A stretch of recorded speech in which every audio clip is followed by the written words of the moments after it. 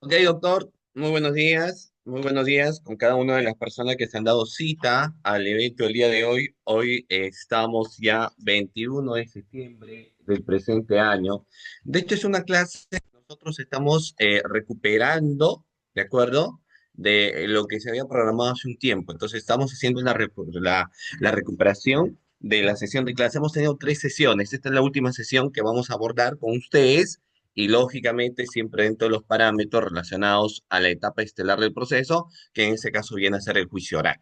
De inicio, nosotros ya sabemos que se encuentran muy bien establecidos, muy bien marcados la existencia de tres etapas procesales, ¿no? Las tres etapas procesales propias de lo que viene a ser el proceso común. Es decir, hablo de la investigación preparatoria, sabemos, etapa inicial del proceso, diligencias preliminares, que es parte de la etapa de formalización de investigación preparatoria, a pesar de que nosotros sabemos que en el caso de las diligencias preliminares se establece ciertas precisiones cuando se señala, por ejemplo, que ésta nace para poder realizar actos urgentes, inaplazables, urgentes, lo urgente, lo rápido, lo inmediato, urgentes, inaplazables, tendientes, esclarecer los hechos en controversia, ¿cierto? Entonces, las diligencias preliminares, que luego al término de estas diligencias preliminares, vamos a dar pase a la etapa decisoria del proceso y ahí encontramos, por supuesto que sí, a la etapa de formalización de investigación preparatoria o etapa decisoria del proceso,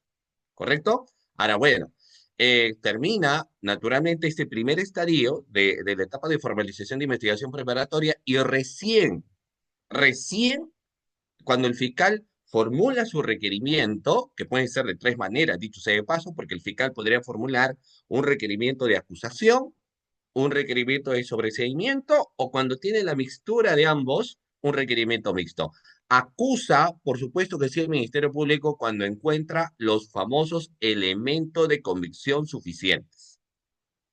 Existe elementos de convicción suficientes, entonces se formula una acusación. No existe ello y existen causales como la acción penal se ha extinguido, es imposible incorporar nuevos elementos en la investigación, existe una causa de justificación, existe una causa de inimputabilidad, entonces, por supuesto que sí, es imposible que esos casos tengan que formular una acusación porque sencillamente no se puede. Entonces, contrario a lo que viene a ser un requerimiento acusatorio como tal, es lo que tenemos un requerimiento de sobreseimiento. Posteriormente tenemos la mixtura de ambos, es decir, la mixtura de lo que es la acusación por un lado y por el otro lado, lógicamente, lo que viene a ser el sobreseimiento. Si ambos se fusionan, hay una fusión, entonces el requerimiento que se va a plasmar es un requerimiento mixto. Por eso es que yo establecía que cuando se concluye finalmente la primera fase del proceso de investigación, lo que se puede formular es tanto una acusación, tanto un sobreseimiento, o si existe la fusión de ambos, entonces es un requerimiento mixto, ¿no?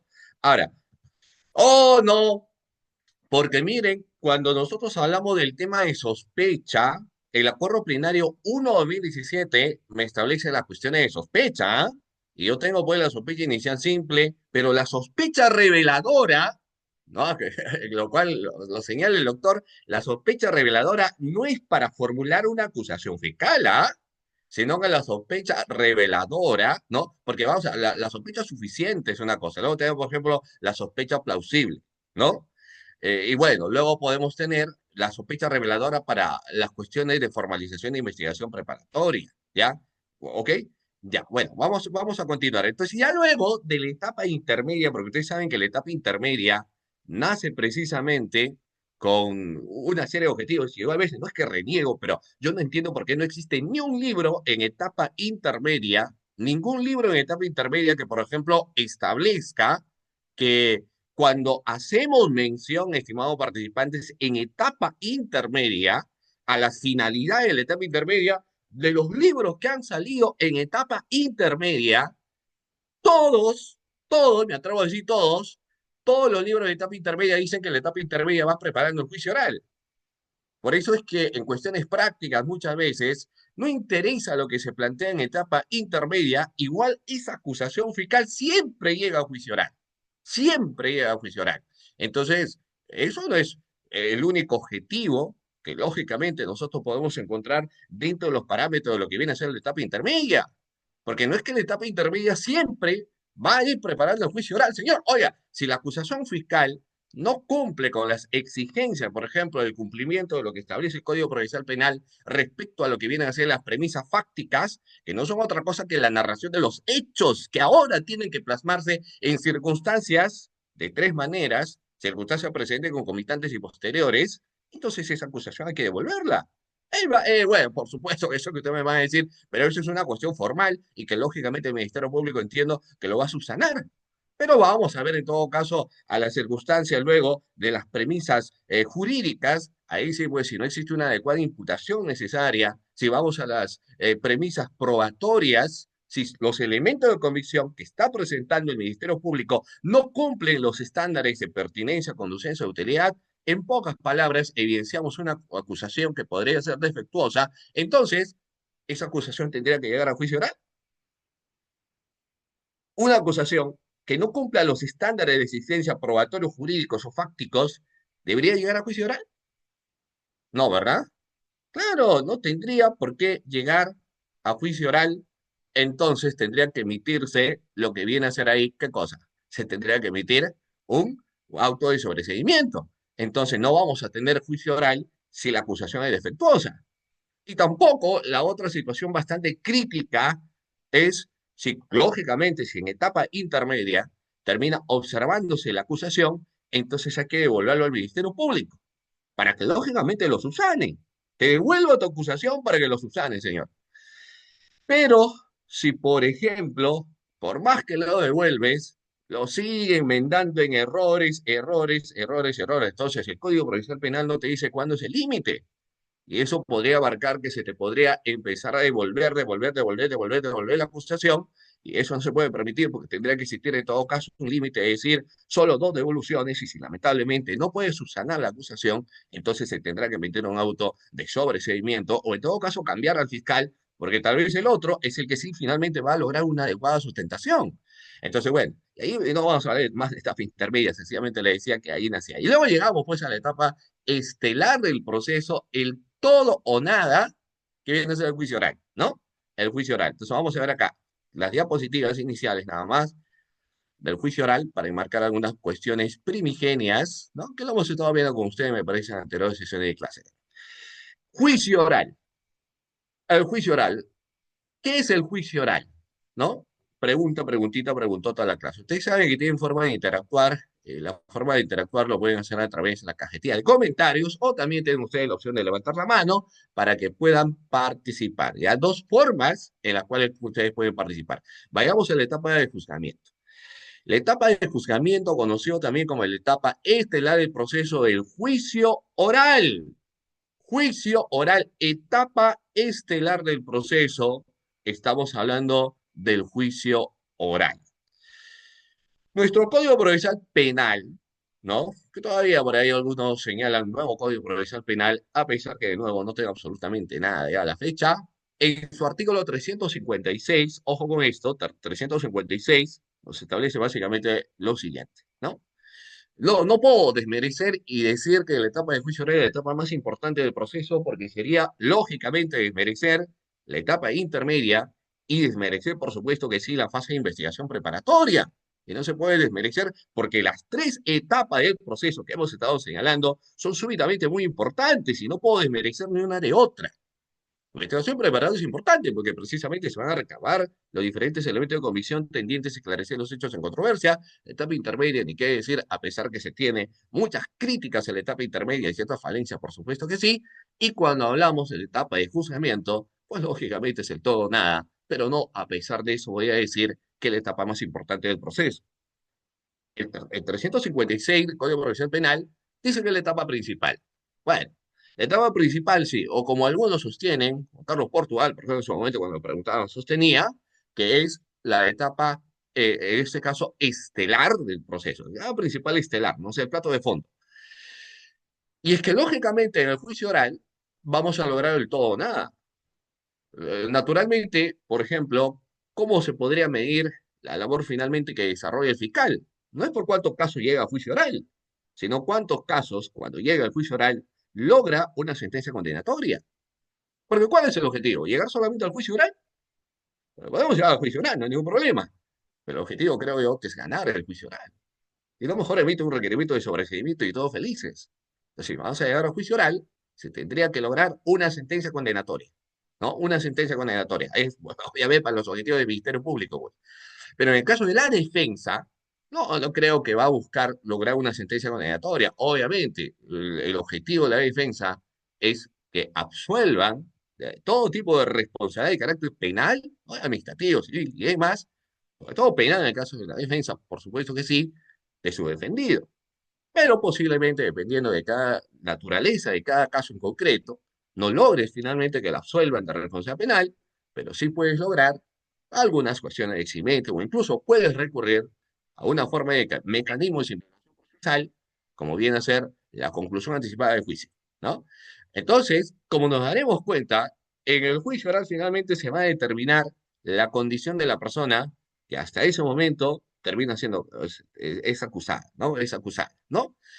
Y a propósito de la acusación, hay algo que yo les voy a preguntar, incluso con los cimientos iniciales del conocimiento del primer estadio procesal, que es una pregunta bastante sencilla también, pero bastante necesaria y que debemos tener en cuenta. Mira, ahí vamos, ¿ya?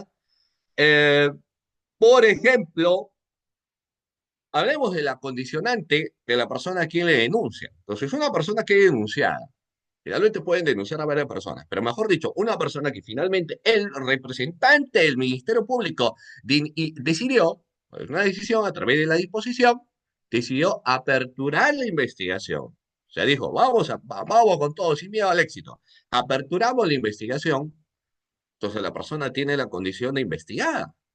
Y la pregunta es, una persona investigada, ¿ya hay una presunción de culpabilidad? O en una persona investigada, y esto va como pregunta, espero su respuesta, sobre una persona investigada recae la presunción de inocencia. ¿Qué encontramos? ¿Presunción de culpabilidad en una persona sometida al proceso? ¿O encontramos nosotros, doctores, una presunción de inocencia? Los leo, ¿ah? Yo sé que es domingo, yo sé que ayer ha sido sábado, el cuerpo lo sabe, pero estamos acá este temprano porque tenemos que recuperar la clase el día de hoy, ¿ya? Entonces vamos. Aparte que hoy día afuera flores amarillas, así que estén despiertos porque seguramente en cualquier momento les van a enviar sus flores. Y si no, ya ustedes mismos se van al mercado y se compran sus flores, pues, ¿no? O necesitan un tercero para que te llegue tus margaritas. Bueno, entonces dice, vamos a ver, claro, por supuesto, la presunción de inocencia, la presunción de inocencia. Toda persona es inocente, tú, yo, fulano, mengano, sultano, todos son inocentes hasta que se demuestre lo contrario. No existe una presunción de culpabilidad, existe una presunción de inocencia. En la persona que está siendo sometida al proceso de investigación y es investigada. Pero ahora yo te planteo lo siguiente. Ya no solo es investigado porque el fiscal decidió formular acusación. Entonces, la condición que esta persona tiene no es la de ser investigado, sino que lo que esta persona tiene es la condición de ser acusado. Cambia una situación de ser investigado a ser acusado. E incluso no solamente está acusado a través de la acusación fiscal, obviamente, sino que ahora está en juicio. Ya la persona está en juicio, se ha enjuiciado su caso. No importa cuál sea el delito, pero se ha enjuiciado su caso. Entonces, tiene la condición, ojo con esto, con lo que estoy señalando, tiene la condición de ser acusado. Yo no voy a decir que tu estadio es investigado, porque yo no tengo nada que investigarte. Para mí están los elementos de convicción suficientes que usted cometió el hecho criminal. Por eso formó la acusación. Eso, pues la pregunta es, bueno, eso finalmente para el criterio del Ministerio Público. La pregunta es, y en el caso de la defensa, y en el caso de esta persona acusada, sigue existiendo, ojo con lo que pregunto, ¿ah? En esta persona que ahora la condición es de acusada, ¿sigue recayendo la presunción de inocencia o ya no? ¿Qué opinan? Sobre la persona acusada, ¿sigue recayendo la presunción de inocencia o ya no recae la presunción de inocencia? ¿Ya no? Seguro, a ver, un momentito ahí, vayamos un poquito analizando el caso. ¿Sigue existiendo la presunción de inocencia? ¿O ahora como la condicionante de la persona es que, oiga, tú ya no eres investigado, eres acusado, entonces para mí eres culpable porque si no, no hubiese formulado acusación, pues señor, no, como diría Gareta, pensá, pensá. Obviamente que no, ¿verdad? Obviamente que no, pues o sea, las cuestiones son claras. Usted, representante del Ministerio Público, bajo los criterios constitucionales y lo que establece obviamente el marco del Código Procesal Penal y en el rol, naturalmente, que usted cumple como ente acusador, entonces, para usted, pues, esta persona es acusada. Ya, digamos. Pero el que finalmente determina si una persona es culpable o no es culpable no es usted, señor fiscal, sino quién determina si la persona es culpable o no es culpable. ¿El fiscal? ¿El policía? ¿El del pueblo? ¿El testigo? ¿Quién se encarga de determinar si la persona es culpable? Pues el juez. El juez se encarga de determinar si la persona es culpable o no es culpable. Entonces, señor fiscal, por favor, para usted, bajo el criterio que usted tiene, esta persona debe cometer el hecho criminal, el cumplimiento de su rol, pero el que finalmente determina o no la responsabilidad penal de una persona en el primer estadio, obviamente, es el juez de juzgamiento, el unipersonal o el colegiado, ¿no? Incluso en las segundas instancias, cuando evidentemente existe una apelación. Entonces, eso significa que yo no le puedo dar el trato, o el juez no le puede dar el trato de acusado. O sea, el juez no puede decir, este es acusado de todo el peso de la ley. No podemos hacer escoria ni daño del árbol caído hasta ese momento, porque todavía sigue existiendo la presunción de inocencia. Ni siquiera lo digo yo, sino que el artículo 356 del Código Procesal Penal establece en ese sentido que el juicio oral se va a tener que realizar en base a reconocimientos incluso de tratados internacionales, de derechos internacionales y derechos humanos, que lógicamente han sido partícipes y han sido aprobados por el Perú, ¿no? Entonces, hay que darle el trato como tal, donde todavía sigue existiendo esa presunción de inocencia, así la persona, la condición que tenga, ya no la de investigado, sino que la condición que tenga ahora es la de acusado. Pero igual, el trato será la de inocente antes que se muestre lo contrario. ¿Y cuándo es la única forma en la cual se va a poder demostrar lo contrario? Es cuando exista naturalmente, doctores, una sentencia condenatoria. Si yo encuentro una sentencia condenatoria, entonces ahí sí, oiga, señor, desvirtuamos tu presunción de inocencia. Usted dijo que era inocente, pero ya el juez ha determinado que usted es culpable. Y ahí existe una regla de exigencia muy enorme, porque yo les voy a preguntar a ustedes, ¿no? Finalmente, si existe una sentencia condenatoria, si existe, digo, porque ese es uno de los posibles resultados que nosotros podemos tener a nivel de juicio oral, pero si se logra una sentencia condenatoria, oiga, el juez, ¿a qué estándar de probabilidad, a qué estándar de probabilidad debe llegar para que el juez diga, se tiene que emitir una sentencia condenatoria? Doctores, a ver, ¿cuál es el estándar y cuando el juez dice, para mí la persona es culpable y emito la sentencia condenatoria? ¿Cuándo? ¿Cuándo, señor? ¿Cuándo? Ah, muy bien. ¿Cuándo el juez dice, a ver, mira, porque yo evalúo el caso, usted ha utilizado las técnicas de litigación oral, usted lo ha defendido adecuadamente, ha sido muy interesante el debate que ustedes han realizado en las actividades probatorias y dentro al jurado y dentro del respeto que tiene que existir en los sujetos procesales, pero cuando el juez dice, oiga, acá, oiga, yo voy a emitir una sentencia condenatoria. Los estándares son, obviamente, de seguridad, ¿no? Entonces, tiene que llegar a un nivel de certeza. Y el nivel de certeza, no, no certeza fuerte, sencillamente certeza, porque no existe certeza débil, ¿no? A pesar que podemos hacer, lógicamente, un grado de interpretación después que salió este tema de las sospechas, que para algunos es una tontería, pero finalmente también en base a eso podemos seguir señalando la cuestión de certeza. Bueno, fíjense ustedes, estimados participantes, entonces, algo bastante interesante que debemos tener en cuenta, ¿ya? Miren, vamos a ver. El nivel de certeza, entonces, es el nivel de seguridad. De llegar a una sentencia a nivel de seguridad es bastante complicado. Por eso es que el juez, cuando tiene duda, porque puede existir la duda siempre está latente. Entonces, cuando el juez no llega al nivel de certeza y ciertas dudas, porque certeza es seguridad, pues señor. Es decir, eso se ha cometido. ¿No? Pero cuando tengo dudas, ingresa el indubio pro reo. Y el indubio pro reo significa que la duda, ¿a quién favorece? La duda favorece al es producto de pro acusado o pro fiscalías. Obviamente favorece al reo, ¿no? Favorece al acusado, en este caso que técnicamente tendría que ser. Entonces, lógicamente, cuando el juez dice, oiga, yo quiero emitir una sentencia, pero por favor, déjame emitir la sentencia como tiene que ser, déjame evaluar, ¿no? Entonces puede recurrir, ustedes saben que reglas procesales, puede recurrir también a lo que se llama la prueba de oficio. La prueba de oficio complementaria a lo que finalmente se va debatiendo en la etapa de juicio oral será necesario para que evidentemente el juez diga, si yo voy a emitir una sentencia condenatoria, voy a emitir una sentencia condenatoria teniendo certeza. Y si todavía tengo duda, puedo emitir una sentencia absolutoria, pero permítame todavía corroborar algunas cuestiones para que finalmente yo diga cuál es mi decisión. Entonces tenemos la prueba de oficio. ¿Ya? Bueno, el juicio oral también nos dice, este etapa estelar importante del proceso se ciñe en base a la existencia de dos principios, que no son novatos, que son, no, no son nuevos, ¿no? Porque existe, incluso este año 2004, obviamente, lo que más estudiaba era precisamente los principios del juicio oral.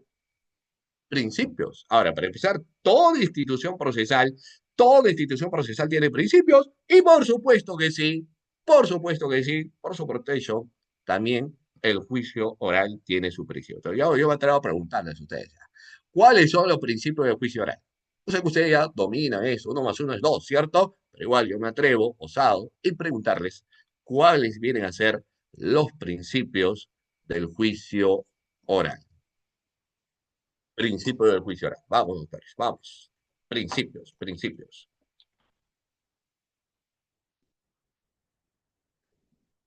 Para empezar, te lanzo, son cuatro. No vas a decir 5, 10, 20. Un alumno me dijo son como 40. No. ¿Cuántos principios encontramos? Encontramos un total de cuatro. Cuatro principios. ¿Quién lo tiene? Pues, de frente para usted. Mire. Tenemos entonces principio de oralidad, principio de publicidad, principio de contradicción y principio de inmediación. Cuatro principios. Oralidad, publicidad, contradicción y mediación. Concentración, no. A ver, porque algunos me el principio del debido proceso. Entonces, yo no te puedo decir técnicamente, oiga, no existe principio de debido proceso, principio de legalidad, que también son principios que establecen la regla del Código Procesal Penal. Pero, oiga, el artículo 356 del Código Procesal Penal lo señala, ¿y qué quiere que te diga? ¿No? Porque si ya el artículo 356 del Código Procesal Penal establece que son cuatro principios, pues son cuatro principios, principio de legalidad. Principio de legalidad, me establece cuatro principios. La oralidad, publicidad, contradicción y la inmediación. Ojo, oralidad, publicidad, contradicción e inmediación. ¿Ya? La oralidad, pues, es precisamente la destreza, los manejos que hoy en día se analiza mucho a través de las técnicas de litigación oral, que es muy diferente al estilo de litigar, ¿no? Una técnica de litigación oral que no es otra. Muchas veces decimos, ¿y qué es una técnica? Porque finalmente el Código Procesal Penal no te define qué es una técnica de litigación oral. Entonces no confundimos. Por ejemplo, si yo voy a tener una audiencia, me pregunto. Entonces estoy en la audiencia y de repente, bueno, me toca hacerme el alegato de apertura y agarro el código y ¡pum! Lo tumbo el código en el piso, ¡pum! Cae en el piso. Pregunta, ¿es una técnica de litigación oral? Por el lápiz también y ¡pum! Lo tumbo. ¿Es una técnica de litigación oral? Golpeo la mesa. ¿Es una técnica de litigación oral? No sea, porque el código no me dice absolutamente nada. ¿O será más bien un estilo de litigar? ¿Técnica o estilo de litigar? Porque uno puede decir, bueno, mi estilo es apasionado, pues yo vivo el caso, ¿no? O sea, yo vivo el caso, yo vivo, me encanta, porque cada caso que uno lo asumo como propio. Bueno, entonces, lógicamente, vamos a ver que las cuestiones de estilo son uniformes, cada quien tiene su estilo. Hay personas que al momento de hacer su alegato de apertura, al momento de interrogar, de contrainterrogar, son bastante apasionados al momento de hablar. Y no hay ningún problema si la persona es de esa manera. Si es un apasionado hablando porque vive su caso, enhorabuena. No hay ningún problema, ¿no? Porque es la forma en la cual la persona tiene de expresarse, de hablar, de defender su caso. No hay ningún problema. Es su estilo de ligar. Pero la técnica de litigación oral va más allá de ello. La técnica de litigación oral, una técnica no es otra cosa que el conocimiento de alguna estructura, ¿no? O una sistematización, para que en base a ello yo pueda decir, oiga, si yo tengo el conocimiento técnico de lo que viene a ser la estructura, de cómo tengo que organizar un alegato de apertura, un alegato de clausura, de cómo tengo que objetar, de cómo tengo que hacer uso de las oposiciones o objeciones, porque las oposiciones nacen en materia civil y las objeciones nacen naturalmente en materia penal, pero el conocimiento de estas estructuras finalmente me va a permitir a mí el manejo y conocimiento de lo que viene a ser una técnica de litigación oral. Entonces, no es que el hecho de yo levantar la voz y hablar de esa manera es una técnica de litigación oral, por favor, pues es un estilo de litigar que la persona tiene, pero no es una técnica. Explica la técnica bien, ¿no? Entonces, bueno.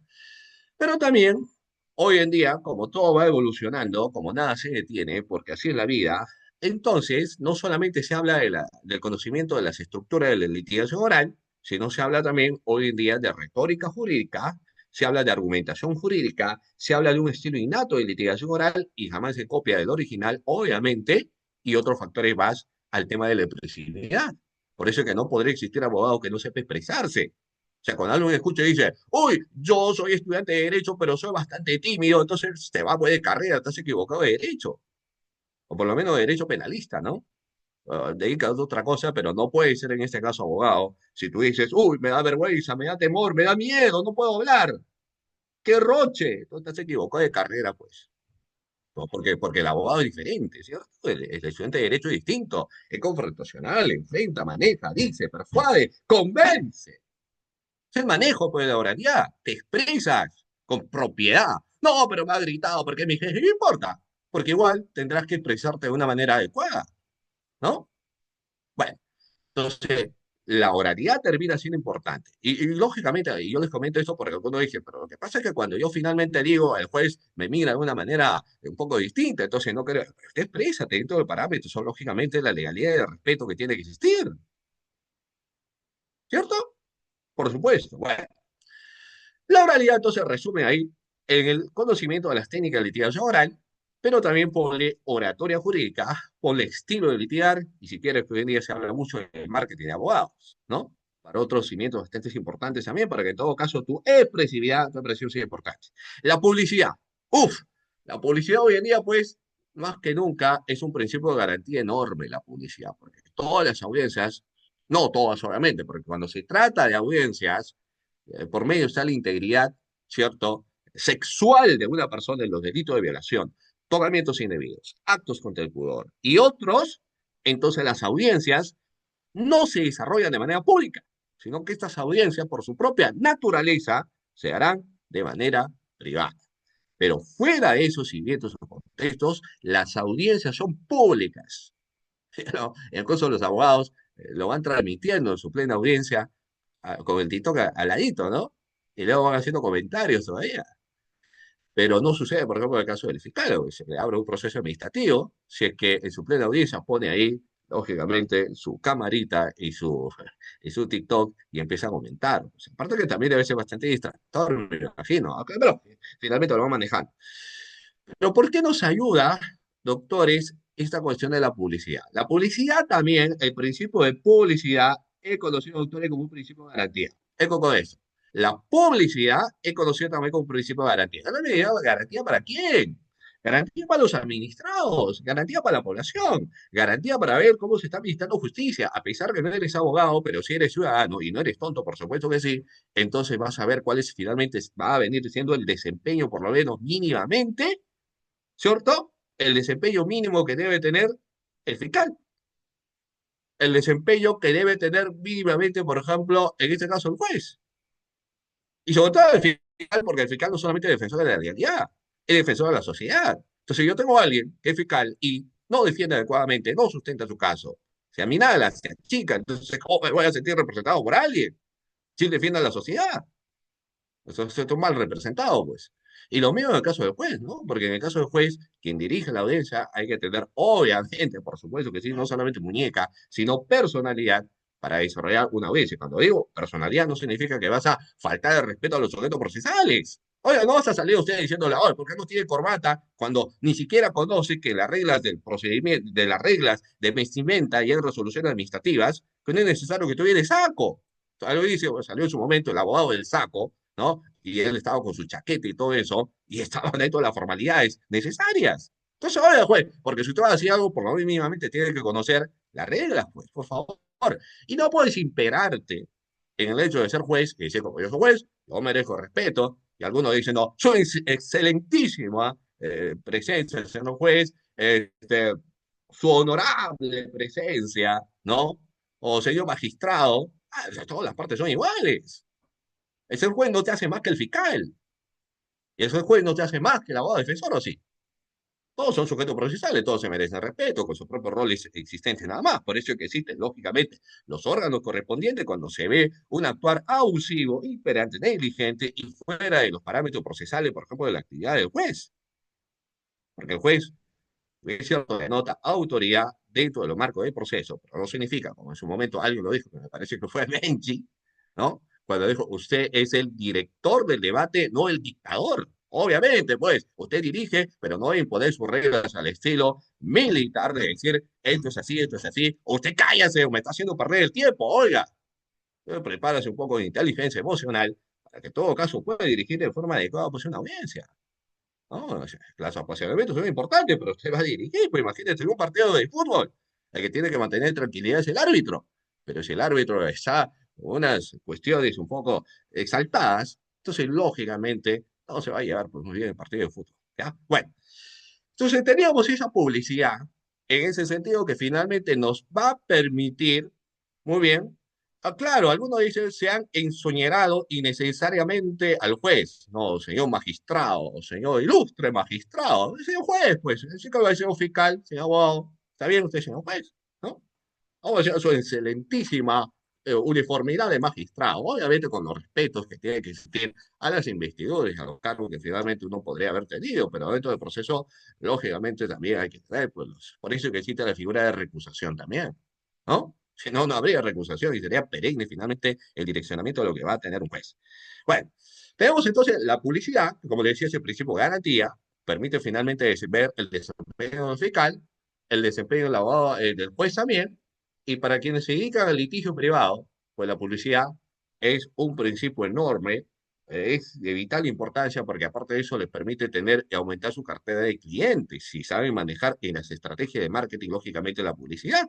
Entonces el abogado, de hecho han salido varios abogados que como hoy en día es el mundo de la red, los clips y demás, entonces puede disertar alguna audiencia, puede ser un tantito controversial, lo sacan a las redes y viraliza, y ese abogado ya es famoso, y se vuelve famoso, ¿no? Entonces, ¿por qué? Gracias a la publicidad. Entonces, la publicidad ayudó muchísimo en el caso del litigio, ¿verdad? Bueno, hay muchos colegas todavía, no todos, creo que ya las nuevas generaciones están cambiando muchísimo, pero existen ciertos colegas todavía que quieren ese perfil bajo. Si tienes tus redes sociales, no, yo a las justas tengo mi Hotmail nada más, o mi Yahoo, y no trabajo mucho en mis redes sociales, pero bueno, estamos en el tema de la tecnología, señor, viene la inteligencia artificial y demás, entonces tendríamos que estar a la par, ¿ya? Bueno, luego tenemos el principio de contradicción. El principio de contradicción es el principio Contreras, es el principio que genera debate. ¿Y por qué es importante la contradicción? Porque eso es la esencia, finalmente, de la actividad probatoria en el juicio oral. Eso es lo que finalmente... Ahora, no digo, lógicamente, que siempre va a existir en el juicio oral cuestiones de contradicción. ¿Y por qué te sustento eso? Porque, lógicamente, el fiscal puede hacer retiro de la acusación, ¿ah? O sea, pero claro, que sería una cosa realmente...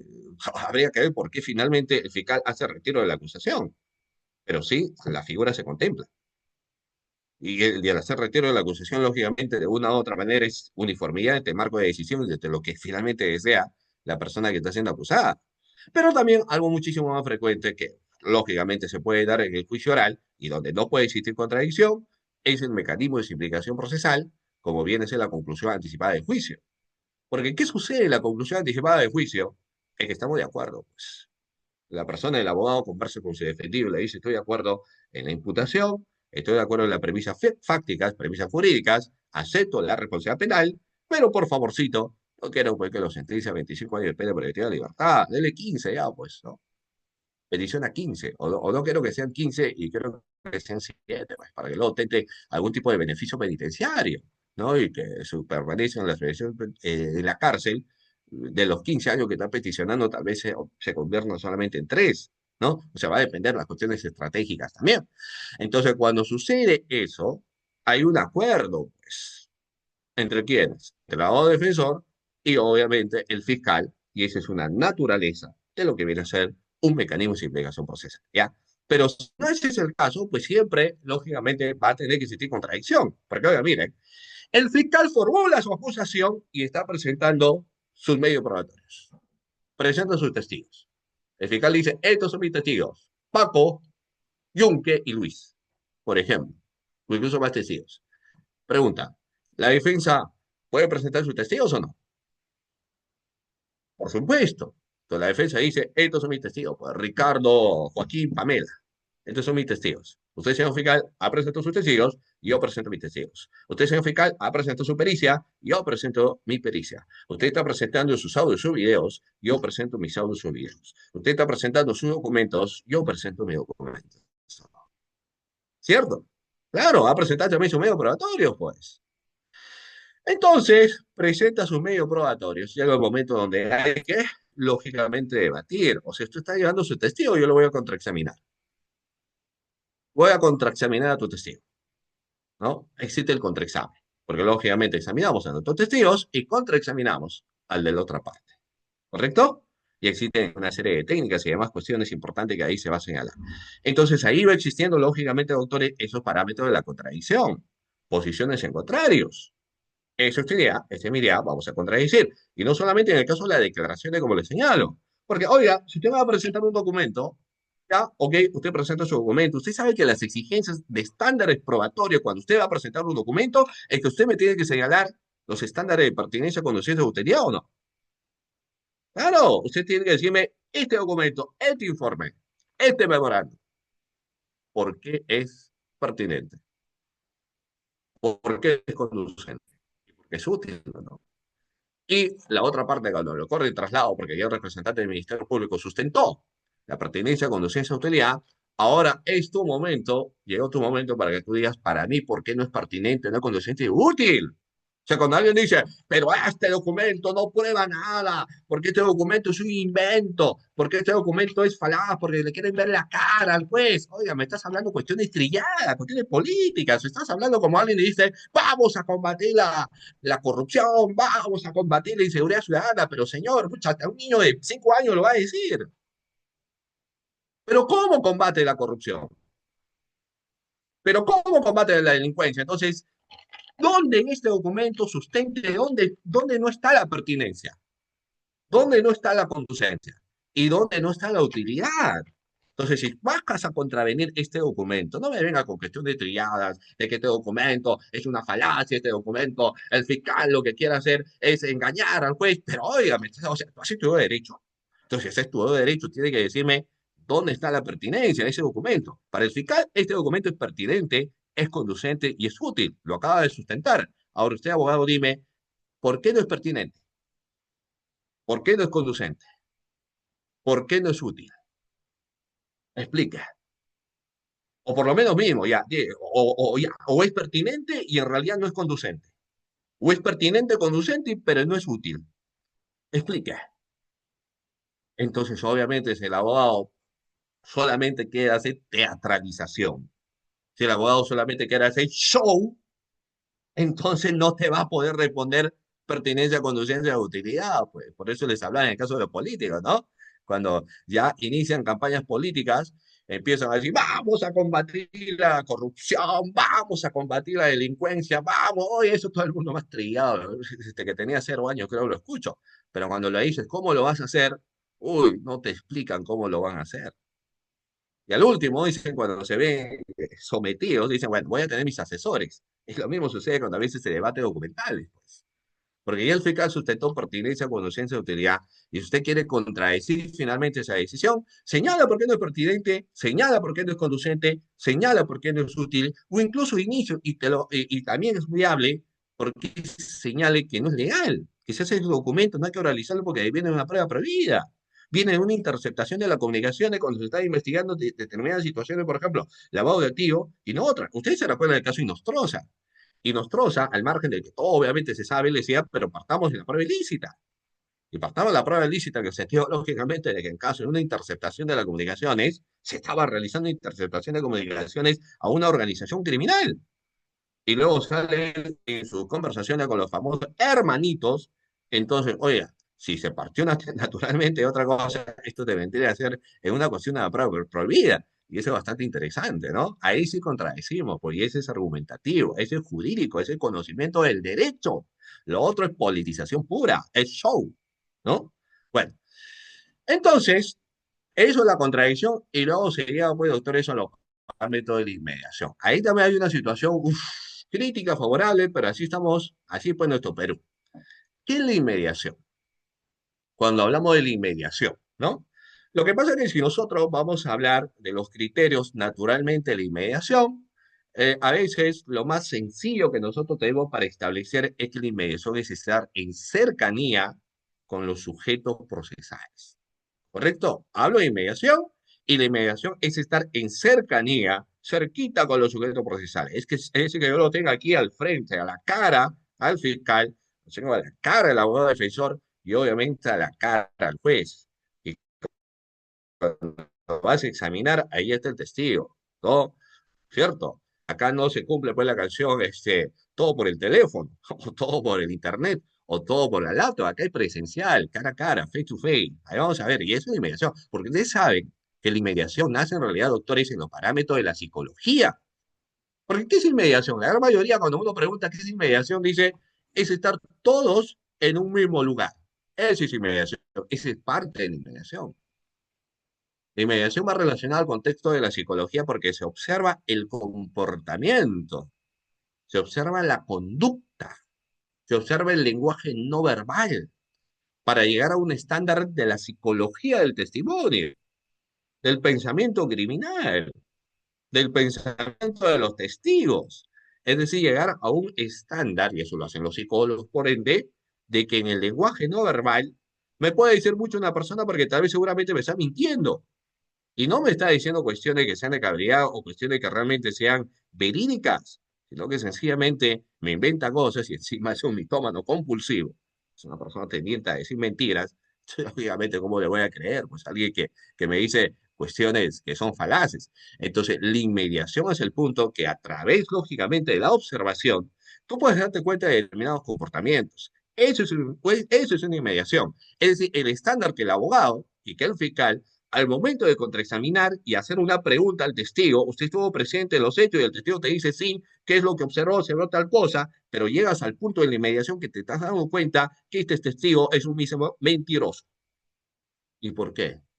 Porque aplicaste la inmediación, sabes del conocimiento del lenguaje no verbal, sabes la posición de las manos, qué significa el momento de hablar, las manos cruzadas, las palmas abiertas, el tocar el cabello, el tocar la nariz con el dedo, el hacer los labios de esta manera, el mirar arriba, al piso, el tartamudear un poco la voz quebrada, o sea, todas esas cuestiones que son detalles determinan realmente una mediación para decirme si este testigo me está diciendo la verdad, este testigo es, como dirían en las películas, un miserable mentiroso, ¿no? Entonces, pero eso es un estándar que lo tendría que hacer el juez. No es que el juez es el perito de peritos, pero el juez, pues no habría que ver qué tanto es el conocimiento que tiene de inmediación. Pero bueno, ya la inmediación a veces se reduce y que algunos han señalado en las cuestiones, por ejemplo, de las reglas procesales, el uso hoy en día de las audiencias de manera virtual.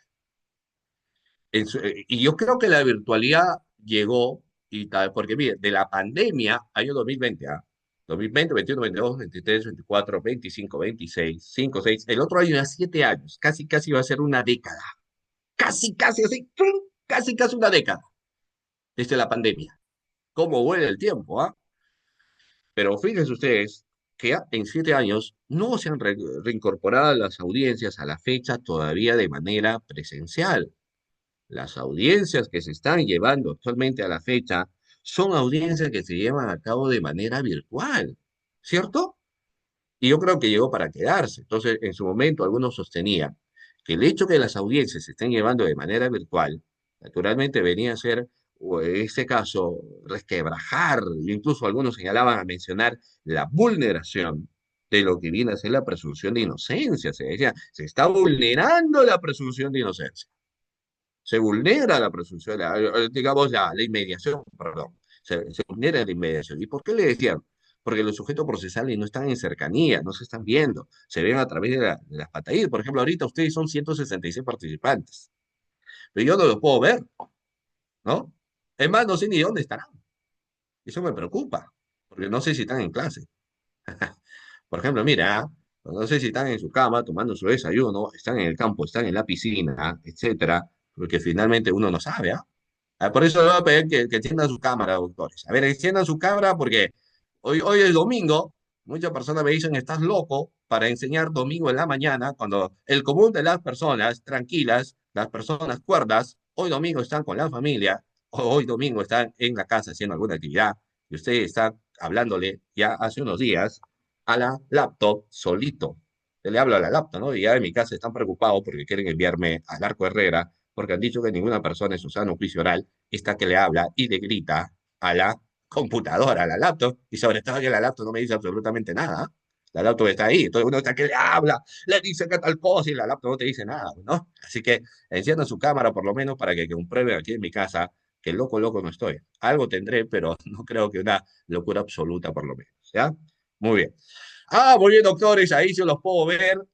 Muy bien, doctores, ¿qué tal? ¿Cómo están? Pero va a haber otro evento de Círculo de Abogados, pero qué gracias que enciendan su cámara. Así ya no me siento tan solo, ¿no? Es importante también porque si no, uno está que le habla a la máquina y no sucede nada. También me habían recomendado que el día que una persona se puede sentir sola, puede ver una película de terror, ¿no? Donde salen los fantasmas y todo eso, y después de ver la película no se va a sentir toda la noche solo. Bueno, doctores, vamos a continuar, vamos a continuar. Entonces, estábamos acá. Estábamos, factor entonces, doctores, que la inmediación guardaba mucha relación en el aspecto de poder, sobre todo centrarnos en el conocimiento de la psicología que debe aplicar el juez, porque va más allá del hecho de que yo tenga que estar simplemente presente, ¿no? Tengo que yo saber cuestiones psicológicas, porque si no, no hay inmediación, pues si no dice, pero si yo cojo su palabra, bueno, la inmediación ya le señalé que es algo más y que devina la psicología. Lo que pasa es que nosotros hacemos una inmediación distinta, con unos parámetros diferentes, que solamente lo resumimos en el hecho de estar presentes.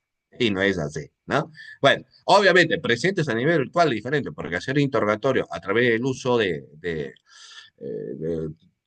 los sistemas digitales, ¿no? Es más complicado. Igual ya se van adaptando. Algo que sí caracteriza al ser humano que se va a adaptar. Bueno, voy a correr, dejo de compartir esto para pasarles a estas otras diapositivas. Vamos a ver acá. Acá lo debo tener. Chan, chan, chan, chan. Chun, chun, chun. O esta termino acá para luego mejor centrales en el otro, ¿ya? A ver, doctores, vamos a ver acá. Ya. Corro el alegato de apertura. No es propio de lo que me toca, pero vamos a ver acá ya ingresando a la actividad probatoria propiamente dicha e ingresando sobre todo a lo que va a venir a ser la declaración del acusado.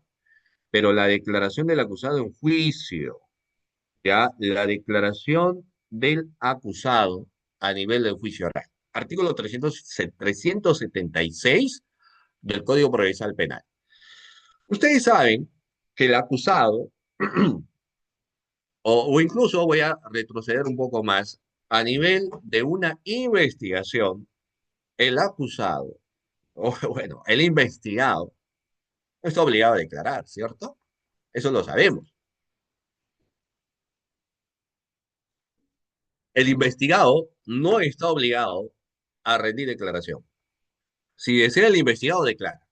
Si no desea, no declara y no sucede absolutamente nada, doctores. Reitero, si desea, declara y si no desea, no declara. Si no declara, está haciendo uso de su derecho a guardar silencio. Yo no le puedo obligar. Yo le puedo decir, oiga, señor investigado, declara, manifiesta, porque si era someter su voluntad a que libremente puede expresar lo que considera necesario. Yo no le puedo barrer y decir, declara, declara, y todo lo que diga será usado en tu contra. No.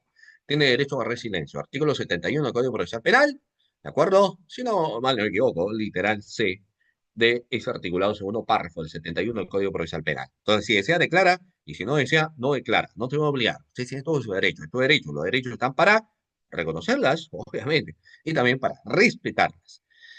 Otra cosa es que el acusado decide declarar, o el investigado. Ya a nivel de juicio oral, ya deja de ser investigado y se convierte lógicamente en acusado. Y llega el momento donde el acusado puede declarar o el acusado no puede declarar. Entonces, el acusado dice, no, yo lo voy a declarar. Conversó con su abogado. Entonces, por recomendación de mi abogado, no voy a brindar manifestación. Bueno, es su abogado de cabecera quien le recomendó que no va a declarar. ¿Y qué puedo hacer? Bueno, si finalmente le están diciendo que no va a declarar es su derecho. No puedo obligar a que declare. Está diciendo que no quiere declarar, está todo su derecho de no hacerlo.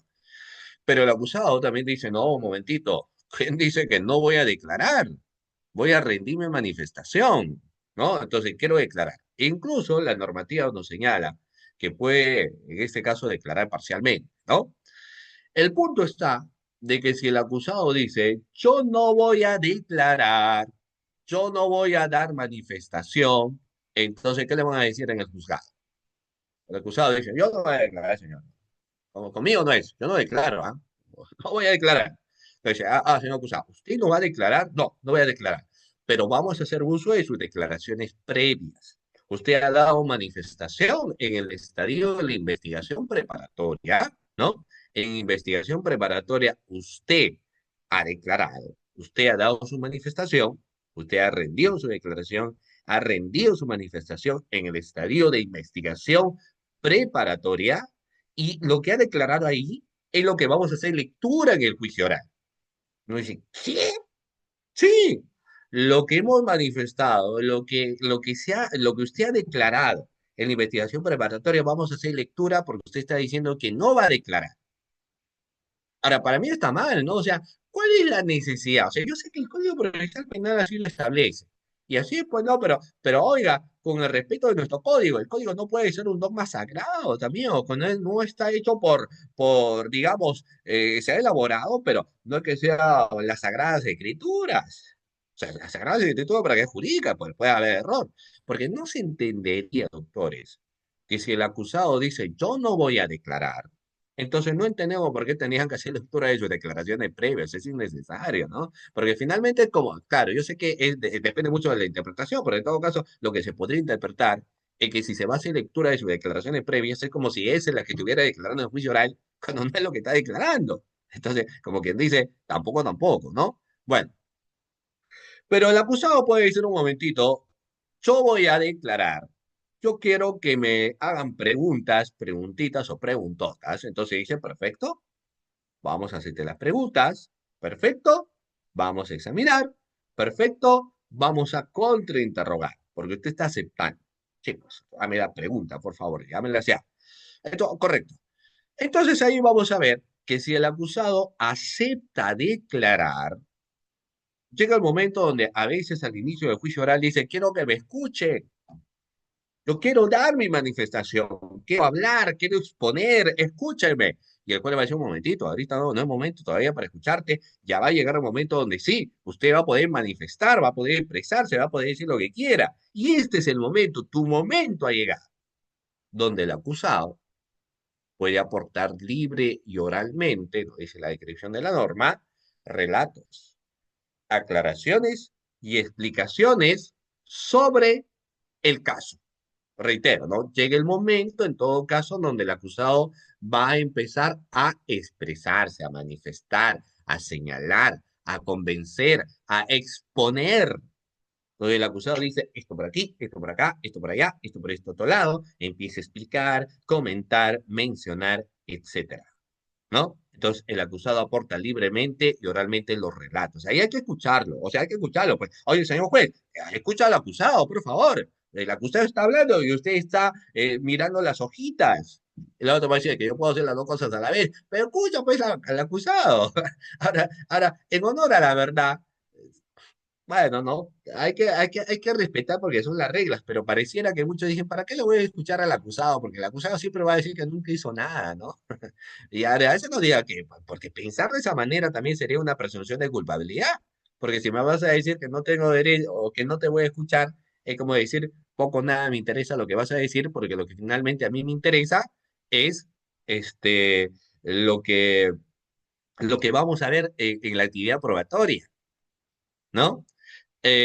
Vamos a ver, tiene que haber consentimiento de su abogado, porque lógicamente la persona acusada y el juez, ¿no? Va a decir, usted, conferencia, usted habla, a ver, antes de arribar, por ejemplo, a una conclusión anticipada de juicio, ¿no? Porque se puede arribar a un contexto de conclusión anticipada de juicio, usted conversa con su abogado.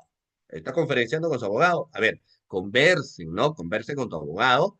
Y si tu abogado te dice, mira, lo mejor aquí en este proceso es que no declares porque puede haber ciertas cositas, ¿no? Y estamos buscando en todo caso un eximente de responsabilidad penal porque por ahí seguramente va a haber sentencia, es una posibilidad, es como el médico, ¿no? El médico te habla de ciertos riesgos y el abogado también tendrá que señalar de ciertos riesgos. Entonces, mejor es que no digas nada. Entonces, ya pues el acusado no va a decir nada, ¿no? No es una regla obligatoria, como decía anteriormente. Si eso se señala, entonces lo que se hará es lectura de sus declaraciones previas. Pero si el acusado dice, un momentito, ¿quién dice? ¿Quién dice que yo no voy a declarar? Yo voy a declarar, voy a dar mi manifestación, voy a hablar, quiero ser escuchado. Ah, bueno. Entonces, si usted, por ejemplo, va a declarar, si usted va a realizar una manifestación, entonces no te preocupes porque vamos a ver que de esta manera se van a desarrollar, pues, cuestiones interesantes que debemos tener en cuenta, ¿no? Como por ejemplo, estimados participantes, que en ese caso en concreto, lo que se va a tener que analizar es finalmente son algunas reglas procesales que debemos tener en cuenta, ¿ok? Algunas reglas procesales que debemos advertir, ¿correcto? Como por ejemplo, vamos a ver qué manifestación da esta persona en el juicio oral, cómo lo entendemos, cómo lo escuchamos, y ha sido necesariamente previo conversación con su abogado. Por ahí tienes un abogado, pues ahora que no le quieres hacer a tu abogado, no sé, hay algunos que dicen, "Yo no necesito a tu abogado, no, porque yo también soy abogado, pero lo puse como abogado porque la norma dice que debo tener un abogado. Bueno, si después que ha realizado su manifestación, si después que ha explicado, que ha señalado, ingresa algo bastante interesante, estimado participante, que sobre todo guarda relación con lo que va a manifestar, con lo que va a señalar. Y ahí nos dice que el interrogatorio tiene que tener objetivos. No es que es jugar a la hablarita, a la palabrita, no. Y el interrogatorio se orientará a aclarar las circunstancias del caso y demás elementos necesarios para la medición de la pena, ¿no? Porque vamos a ver, sobre todo, claro, eh, cuando examinamos o cuando interrogamos a nuestros testigos y a nuestros peritos, obviamente jalamos agua para nuestro molino, ¿cierto? Porque no ves que es tu testigo, no ves que es tu perito, con las excepciones que luego tu testigo se puede ir convirtiendo en un testigo hostil, ¿no? Que también existe esa posibilidad.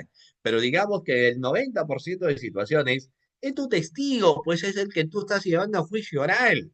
No ves que es tu amiguito, entonces como es tu amiguito entiendes que no va a declarar en contra tuya, ¿no? O sea, se entiende, digamos. Bueno, entonces, vamos a ver en ese sentido que en el caso del interrogatorio se orientarían al caso y demás elementos necesarios para la mediación de la pena, y en el caso de la parte agravada también como la reparación civil, ¿no?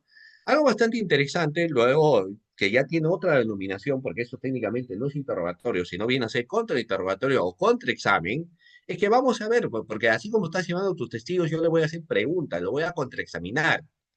Y lo voy a tratar a través, lógicamente, del manejo de las reglas del examen y contraexamen, contravenir lo que está señalando, lo que está diciendo, con sus propios dichos o con pruebas. Usted dijo que nunca estuvo en la fiesta, ¿correcto? Y acá, ¿por qué aparece su firma? ¿Mi firma en qué? Es que los que han ingresado a la fiesta se tenían que registrar y acá está su firma o no es su firma. Si usted me dice que no es su firma, ya lo he enterado, remitiré copias para que se inicie muy bien. La investigación, en este caso, fíjense qué es lo que finalmente estamos señalando en esos parámetros, algo, algo bastante interesante, ¿no? Que, como les digo, son parámetros, lógicamente, que se deben tener en cuenta. Son parámetros que se tienen que estudiar, son parámetros que se tienen que ver, ¿no? Claro, por supuesto que sí, pues doctores.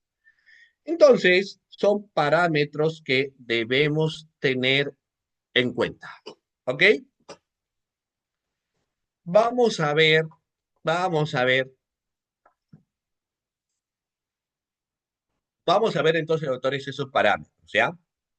El interrogatorio está sujeto también a que las preguntas que se formulen sean preguntas directas, preguntas claras, preguntas pertinentes y preguntas útiles, doctores. Reitero nuevamente, las preguntas que se van a tener que formular, las preguntas que se van a tener que realizar son preguntas directas, son preguntas claras, son preguntas pertinentes y son preguntas útiles. Ahora, pero bueno, por más que tenemos este tipo de regla, muchas veces los sujetos procesales no solo no cumplen esta regla, sino que terminan diciendo preguntas contrarias a lo que deberían formular. Entonces ahí la pregunta que yo les hago a ustedes. Finalmente, ¿a qué podemos recurrir o a qué se puede recurrir cuando la pregunta sea impertinente? Cuando la pregunta sea insuficiente, cuando la pregunta sea capciosa, cuando la pregunta sea ambigua. ¿Nos quedamos con los brazos cruzados y aceptamos las preguntas que están formulando? No, ¿verdad? Si no, tenemos que recurrir ¿a qué? ¿A qué tenemos que recurrir, doctores? Tenemos que recurrir, tenemos que recurrir a las objeciones, que en realidad, por ejemplo, en materia civil se llamaba oposición. Me opongo a la pregunta. Pero acá la naturaleza es totalmente distinta porque lo que vamos a tener que recurrir son las famosas objeciones. Objeción, señor juez. Objeción, señor juez. Objetamos. Muy bien. Objetamos, estimados participantes. ¿Ya? Objetamos. Bueno, entonces, no son admisibles preguntas repetitivas sobre aquellos que el acusado ya hubiera declarado, salvo la evidente necesidad de una respuesta aclaratoria, y tampoco están permitidas, no dice las preguntas capciosas, impertinentes, o las que ya tengan un tipo de respuesta sugerida. Entonces, estas no. ¿Estamos de acuerdo? Sí. Siguiente. Bueno, ahora sí voy a pasar. Aquí está. Dejo de compartir estas PPTs para compartir estas otras, porque vamos a ver el contraexamen, ¿ya? A ver, acá creo que la tengo. Ya, acá lo tengo. Ya, esta es otra diapositiva, es acá. Voy a correr un poco más acá, que es el examen y contraexamen, ¿no?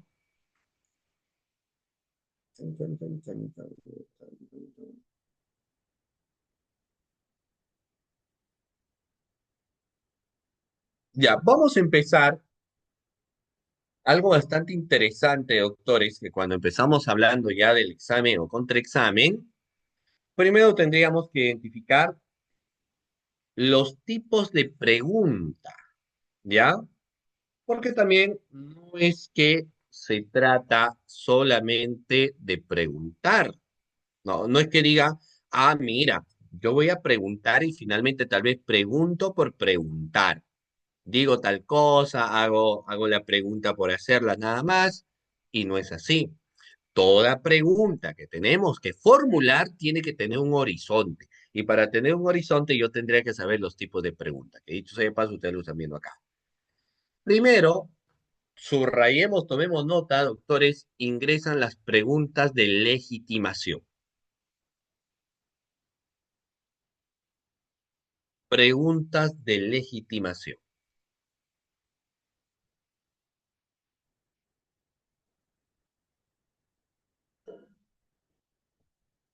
Preguntas de legitimación. ¿Qué nos dice la pregunta de legitimación? Toda pregunta de legitimación se utiliza para dar credibilidad al testigo. Ustedes saben que existe una fase de acreditar al testigo, ¿correcto? ¿Sí? Existe una fase que se llama la fase de acreditación del testigo. Yo te pregunto, ¿cómo acreditas al testigo? ¿Cómo podríamos acreditar, doctores, al testigo? A ver, un poquito de preguntitas también, ¿ah? Ustedes, ¿quién me dice cómo acreditamos, doctores, a un testigo? Hay que acreditarlo, señor, pero ¿cómo lo acreditas? A ver, ¿mm? ¿Cómo acreditamos a un testigo?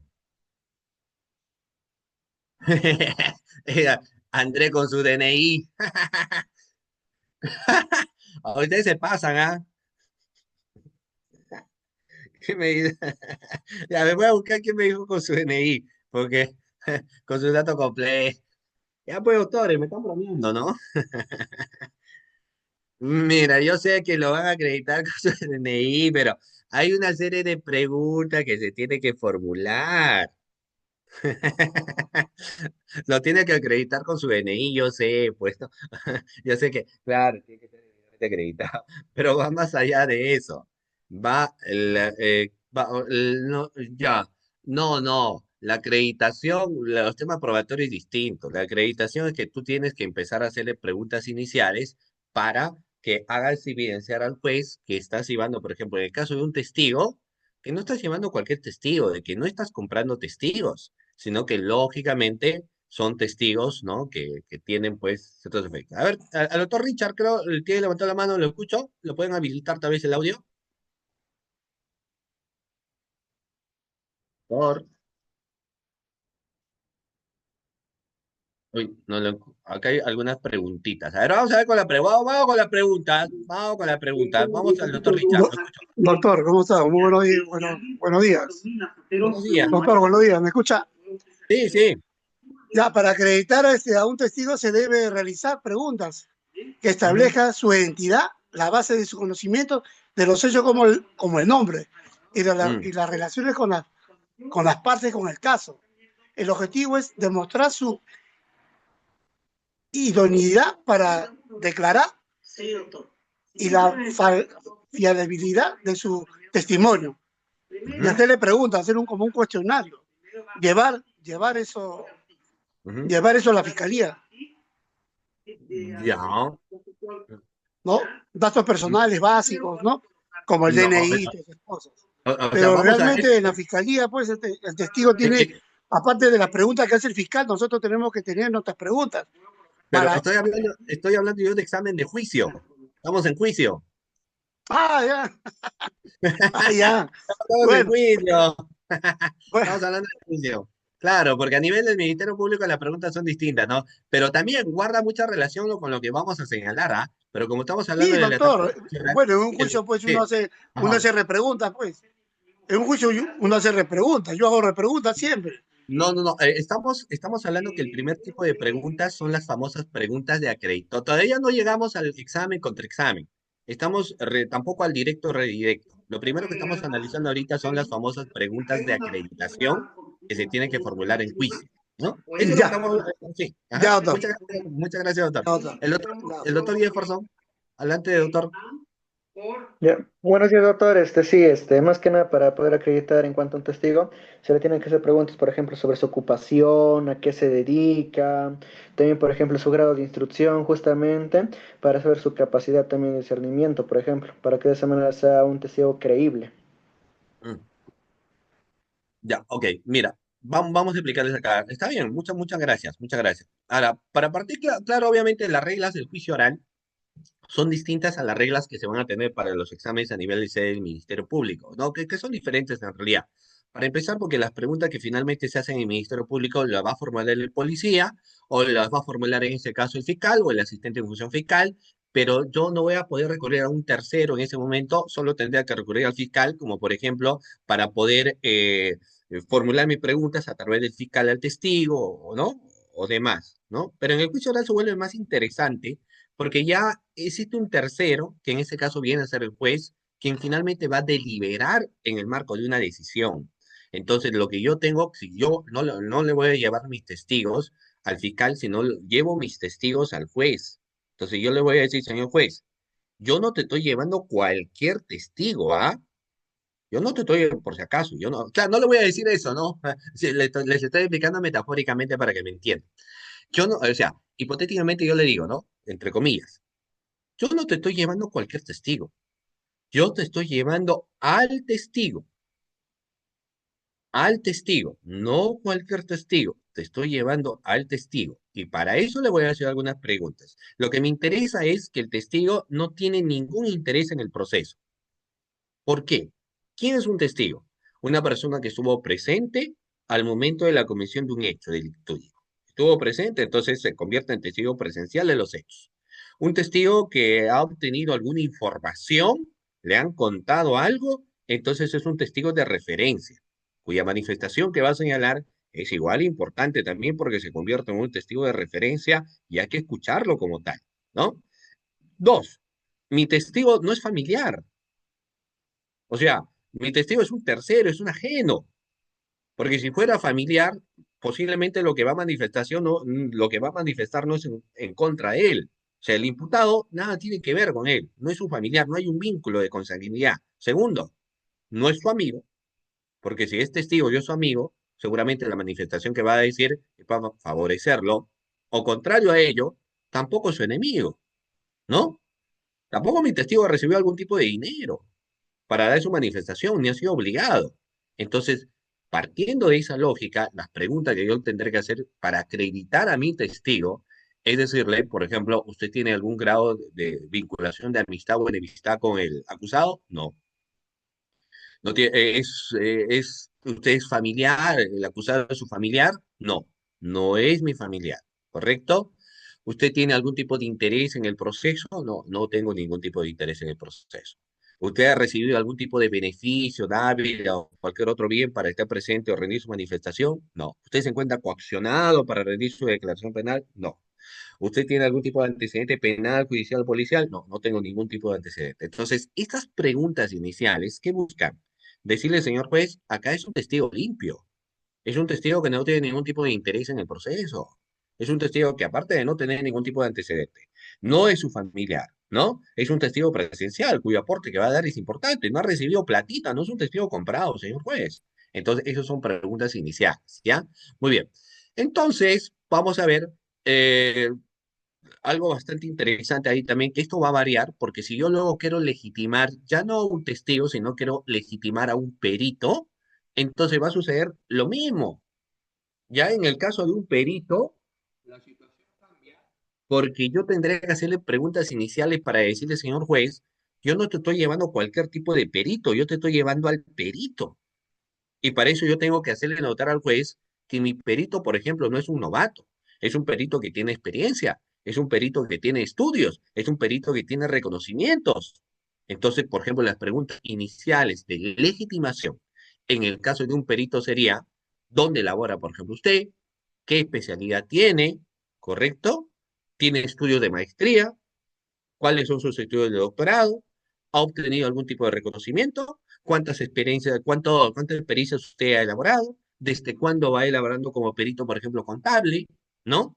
¿Usted tiene algún tipo de interés en el proceso? No tengo ningún tipo de interés en el proceso. ¿Usted tiene algún tipo de procedimiento administrativo? No tengo procedimiento administrativo. ¿Usted tiene algún tipo de procedimiento penal? No tengo procedimientos penales, ¿correcto? Entonces, hago notar al juez que estoy ante un testigo que aparte de que no es un mal ciudadano, aparte de que no tiene antecedentes, tiene estudio porque tiene doctorado, tiene maestría, tiene reconocimientos, tiene experiencia, señor juez. Entonces, en las preguntas iniciales, lógicamente vamos a formular, es con el objetivo de acreditar a mi testigo o acreditar también a mi perito. Por eso es que se llama pregunta de legitimación, ¿no? Voy a buscar, ahora, para yo hacer eso, obviamente tengo que conversar pues, con mi testigo, tengo que conversar con mi perito, ¿no? A ver, nos sentamos aquí en la salita, o nos sentamos obviamente acá, ¿no? Donde bueno, puedan sentarse finalmente, y bueno, vamos a conversar, tengo que conversar con mi testigo, me voy a acreditarte, cuéntame. Ahora, lo importante es que tenemos sin lugar a dudas que conversar y ver qué es lo positivo finalmente de mi testigo, porque yo sé, ¿y qué pasaría si es un testigo que tiene antecedentes? Antes, o incluso ha sido sentenciado por hurto. Y aparte de eso, es un mal padre de familia, porque tiene una demanda por alimentos. Pero estuvo ahí presente, pues, cuando vieron que a fulano de tal lo mataron. Entonces, es un testigo presencial de los hechos. Y es mi único testigo. Entonces, tengo que buscar otras formas, las cuales, naturalmente, hagan notar al juez que estoy ante un testigo que estuvo presente en los hechos, que no tiene ningún tipo de interés, que no conoce, por ejemplo, a la víctima, no conoce al acusado, no le une ningún tipo de vínculo de familiaridad, no tiene, por ejemplo, ningún tipo de vínculo de amistad. Entonces son preguntas que finalmente se van formulando a efectos de poder hacer notar que mi testigo, por ejemplo, no tiene ningún tipo de marco de interés dentro de la regla de procesos. Es mi testigo, va haciendo las preguntas que son en este caso consideradas la pregunta de legitimación. Legitimo es mi testigo, ¿no? Pero como les digo, hacen notar que no tiene pues ningún marco de interés dentro del proceso. Son preguntas de legitimación, ¿no? Lo mismo va a suceder en mi perito, porque ¿qué pasa si mi perito es relativamente joven, ¿no?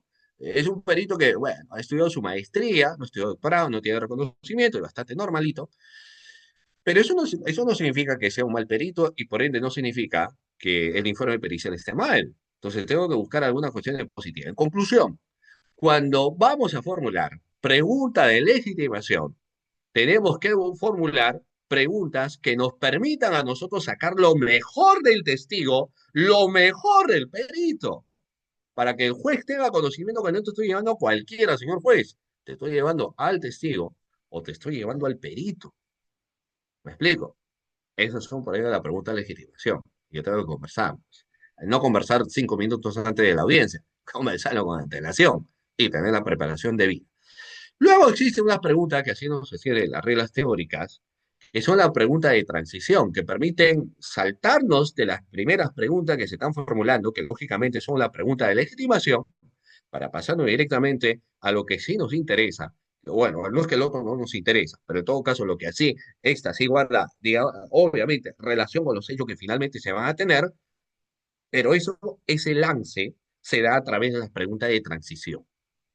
A través de las preguntas de transición. Ya, ¡pum, pum! El puentecito. Entonces, muy bien, fácil. Establecido lo anterior, quiero que nos ciñamos a lo siguiente. Y ahí ingresan las preguntas que ustedes obviamente, yo estoy seguro que ustedes lo dominan a revés del derecho, que son las famosas preguntas abiertas. Pregunta, ¿qué son las preguntas abiertas? Preguntas abiertas. A ver, ¿quién me podría decir qué son las preguntas abiertas? ¿Tienen el chat? O cuál es la importancia de una pregunta abierta, ¿no? Ah, muy bien. Acá hay una pregunta de Jefferson. ¿Qué sucede si el acusado tiene antecedentes? Bueno, a ver, es que el acusado es distinto. Ya, volvamos, digamos, qué pasa con un testigo, ¿no? Porque por definición un testigo tiene antecedentes. Bueno, el hecho que mi testigo tiene antecedentes, ¿qué te puedo decir? Eso no significa que sea un mentiroso. Eso no significa que no estuvo presente aquí en los hechos. Eso estuvo presente, pues. Y lo mismo va a pasar con el acusado, ¿no? Ahora, el acusado, si tiene otros delitos, bueno, van a haber agravantes, van a haber atenuantes, eso sí, ¿no? Y se entiende que ya el fiscal en su momento ponderó, porque tal vez es un reincidente, tal vez es un habitual, entonces sí, por lo menos en los criterios que va a tener el fiscal va a importar, ¿no? Va a importar en esos factores, básicamente, ¿ya?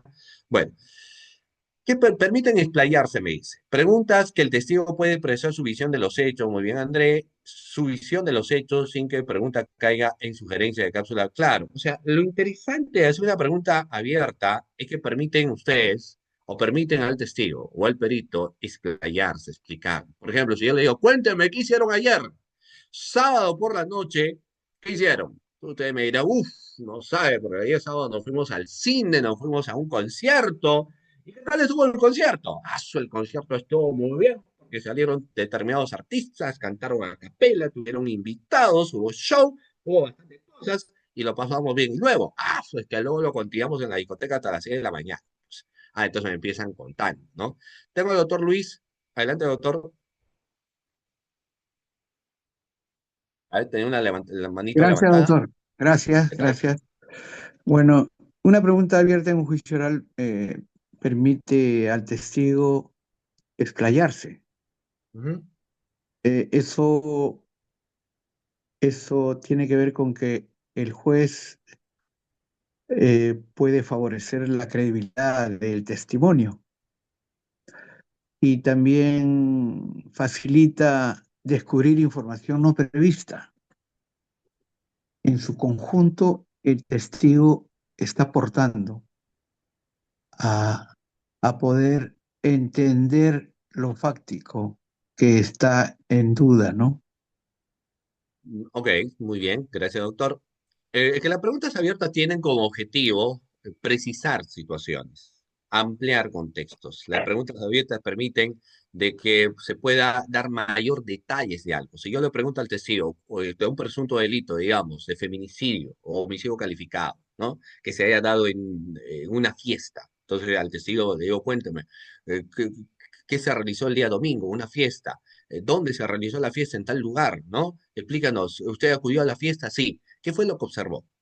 Entonces, ¿qué fue lo que observó o señala lo que observó? Entonces, es una pregunta abierta y el testigo me empezará a dar detalles, llega a tal hora, ¿no? ¿Usted vio a la señorita tal que fue la víctima? Sí.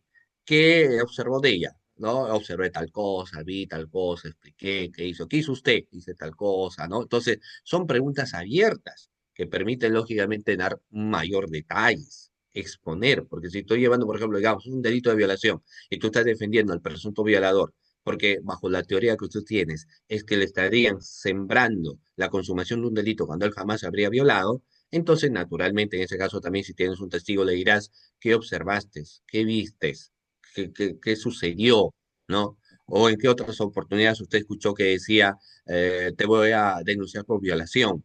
Entonces, empiezas a formularle preguntas abiertas para que el testigo se explaye más, de detalles. Y para eso previamente tendrías que haber conversado, entrenado, reforzado esas posiciones de tu testigo, ¿no? Para que te detalle cuestiones relevantes. En el caso del perito, sucede exactamente lo mismo, porque en el caso del perito, podríamos advertir, por ejemplo, es que yo le voy a decir que me explique, que me narre, ¿no? Su informe pericial, que me comente sobre su informe pericial, que me dé detalles, ¿no? ¿Qué método utilizó? ¿Cómo arribó a la conclusión? ¿Cuáles son las conclusiones a las cuales usted tuvo? ¿O cuáles son las conclusiones a las cuales usted llegó? Entonces son preguntas abiertas que lógicamente el testigo y el perito pues se va a empezar a explayar, dar mayor detalles. Pero te comento, hay que preparar mucho, hay que hacer una preparación, no puedo improvisar. ¿Por qué? Porque ni siquiera los abogados, no todos están diariamente en juicio, ¿no? O si están en juicio, no necesariamente en la misma materia o no necesariamente siempre interrogando, contraexaminando, etcétera. Entonces, cuando esto sucede, imagínense ustedes en el caso de un testigo, que es la primera vez que está yendo a juicio oral. El perito posiblemente tenga mayor experiencia, ¿no? Porque ya haya ido en varias ocasiones. Pero si el testigo es primerizo, entonces tengo yo que prepararlo, tenemos previamente que conversar. Incluso hay libros y textos, y muchos lo aplican, un previo ensayo para ver qué me dice, qué manifiesta, qué señala y escucharlo, porque también, si bien es cierto, uno va a tener un linaje de pregunta, ustedes saben que muchas de las preguntas a veces nacen del propio examen, que sobre todo en el contraexamen, ¿no? Porque tal vez en el examen que uno realice su propio estudio de perito sea mucho más sencillo, porque salen preguntas abiertas que lo que están buscando es que señale, especifique, manifieste de detalles el testigo, ¿ya? Por ejemplo, acá vemos un tipo de preguntas abiertas, pero aquí en el caso de un perito. Entonces, cuando se trata de un perito, invitan al perito o al testigo, obviamente, a hablar sin haberle hecho ninguna pregunta en particular o haciéndole una que por su generalidad no tiene en realidad dirección definida, no dice. Bueno, claro, porque son preguntas abiertas, ¿ya? Muy bien. Entonces, por ejemplo, en el caso de un perito, ¿qué procedimiento siguió en su informe pericial? ¿O qué procedimiento siguió? Es una pregunta abierta. El perito va a explicar este es el procedimiento, este es el método deductivo-inductivo o inductivo-deductivo, lo que fuera, entonces va explicando el perito, ¿no? Explica el contenido de su informe pericial. Es una pregunta abierta también. ¿Qué contiene su informe pericial? Contiene esto, contiene lo aquello, contiene lo otro, contiene esto también, ¿no? Son preguntas abiertas. ¿Qué procedimiento siguió para arribar a dichas conclusiones, ¿no? Que podría parecer alguna, bueno, cuando ya nos habla procedimiento, significa que va a tener que explicarlo también, ¿no? Allá, a narrarlo, señalarlo más. Explica el método que utilizó para arribar a conclusiones de la misma manera, o sea, todas estas preguntas que finalmente se van disertando, todas estas preguntas que se van realizando, tienen esa naturaleza implícita de lo que vienen a ser preguntas abiertas, ¿no? Preguntas abiertas, ¿ya? Ok, acá creo que tenía algunas cuestiones más. Una consulta. En el interrogatorio se formulan preguntas abiertas y con el interrogatorio se formulan preguntas cerradas. No necesariamente. Lo que pasa es por eso que estoy explicando los tipos de preguntas. No es que exista una existen ciertas reglas, sí, en las cuales no se pueden formular ciertas preguntas. Por ejemplo, en el examen directo no puedes realizar preguntas sugestivas. Ojo, en el examen directo no se puede formular o realizar preguntas sugestivas porque están prohibidas y te señala el Código Procesal Penal. Por eso es que no lo puedes hacer. Pero en un examen directo a tu testigo, a tu propio testigo, ¿no? Digamos que sí puedes formular preguntas abiertas, muy bien, eh, pero a tu testigo para que tu testigo se explaye, para que tu testigo dé detalles. Por eso estás llevando a tu testigo. Porque ¿para qué uno lleva a su testigo? Para que refuerce nuestra teoría del caso.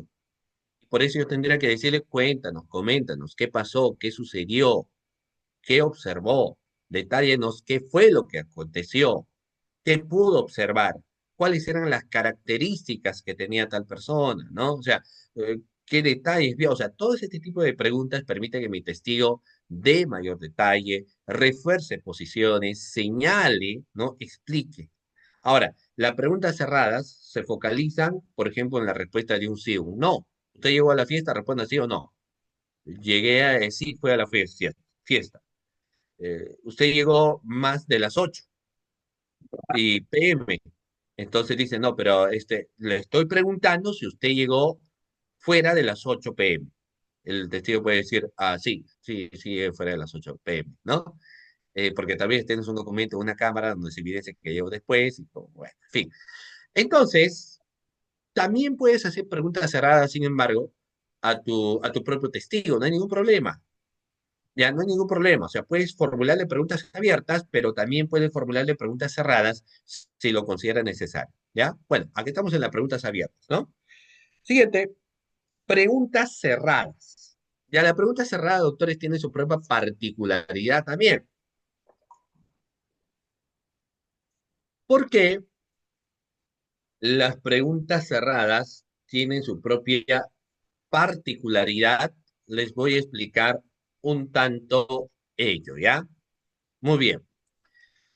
Como ustedes ya pueden observar, las preguntas, en el caso, doctores, de lo que vienen a ser preguntas cerradas, una pregunta cerrada ya se focaliza en algo en concreto, nada más. A eso la naturaleza de la pregunta cerrada, ¿no? Se focalizan en espacios específicos o en situaciones específicas. Por ejemplo, vamos a ver que en ese caso en particular, por eso es que la línea de preguntas cerradas a veces va a guardar relación en el hecho de que tenga que responder con un sí o que tenga que responder, por ejemplo, doctores, con un no. ¿Usted llegó a la fiesta? Sí. ¿Usted conoce al acusado tal? Sí. ¿No? ¿Usted tiene algún tipo de vínculo de amistad con el acusado? No. ¿Usted posee antecedentes penales judiciales? No. ¿Usted vive en la avenida tal? Sí. ¿Usted el día 14 de febrero acudió a la fiesta que fue organizado por el señor tal? No.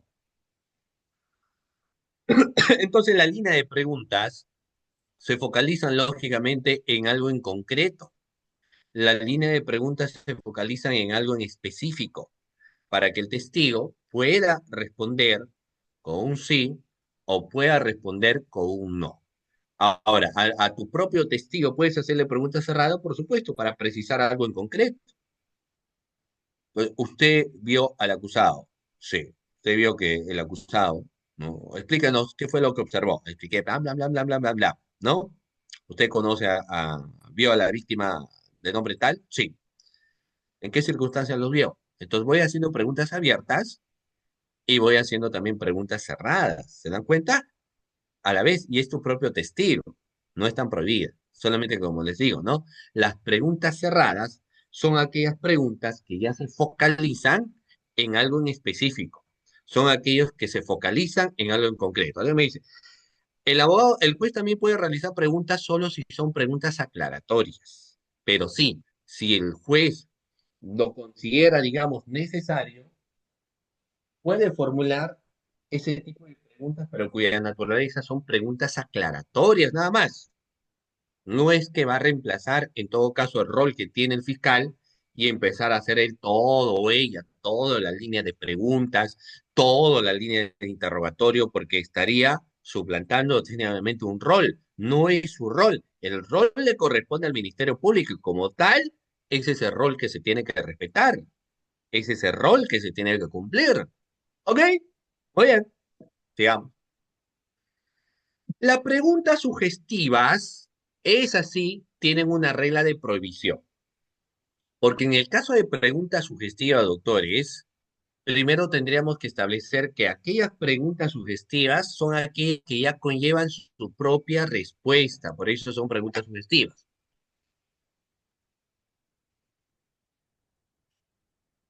Las preguntas sugestivas son aquellas que conllevan su propia, ajá, son aquellas que conllevan su propia respuesta. Están prohibidas en el examen directo, pero sí permitidas en el contraexamen, en el contraexamination. Ahí se están permitidas, pero en el examen directo están prohibidas, ¿no? Cuando alguien hiciera una pregunta y dijera sugestiva, ¿no? Son aquellas que ya conllevan su propia respuesta. Y alguien dijera, ¿no es verdad que el acusado firmó un documento? O sea, ¿cuál es lo malo de la pregunta, doctores, cuando alguien en un examen directo dice, ¿no es verdad que el acusado firmó un documento? ¿Quién me podría identificar cuál es el error finalmente de ese interrogante? ¿Ah? ¿Cuál es, doctores? Fíjense ustedes lo que se encuentra mal en ese tipo de pregunta. Cuando no es verdad que el acusado firmó un documento. ¿Podríamos precisar ahí, doctores, cuál es el error? No es verdad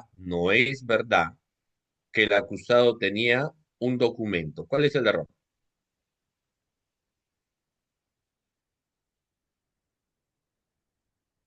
No es verdad que el acusado tenía un documento. A ver,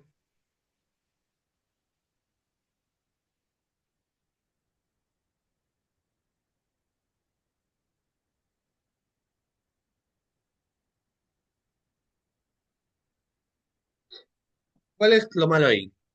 A ver, voy a ver su respuesta. Vamos, ¿qué me dicen? Alguien había levantado la mano, me parece. El doctor Richard, adelante, doctor Richard, lo escucho. Doctor Richard. Doctor, sí, tengo problemas con el internet. Doctor, en la Ya. pregunta, ¿no es verdad? Mm. ¿No? ¿No Sí, es verdad que usted firmó el documento? Creo que hizo la pregunta. sí. Ahí estamos nosotros diciéndole al testigo que diga sí o no. No es verdad. Y eso está mal, porque no podemos hacer esa pregunta. No es No, verdad. O sea, ya, ese no es verdad, eso lo tenemos que quitar. ya, a ver, ya, ok. A ver, ok, doctor, muchas gracias. Ya, acá estaba. Chanán, chan, chan, aquí están las preguntas sugestivas y acá estaba. Ajá. Ya, ok. A ver, tengo acá más participaciones. A ver, la doctora Raquel, adelante, doctora Raquel, si puede activar su audio.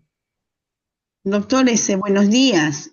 Bueno, la pregunta subjetiva, como usted mismo lo está diciendo, no puede ser directamente una pregunta. Ahí está que indique una respuesta y eso no podría ser porque usted mismo lo ha dicho. Está Ujú. prohibido decir las preguntas directas. Ok, muy bien, doctora, muchas gracias. La, Gracias, doc- doctor. la doctora Cecilia, adelante, doctora. La doctora Cecilia, tiene que levantar la manito. Sí, doctor, disculpe, sí. Esta es una pregunta que además de ser sugestiva, no, no colabora en nada a que el juez evalúe esa respuesta, porque es una pregunta confusa. Es sugestiva y además es confusa. Entonces no contribuye en nada al esclarecimiento, ¿no? Ujú. Es mi opinión. Mm, Ok, doctora, muchas gracias. El doctor Jefferson.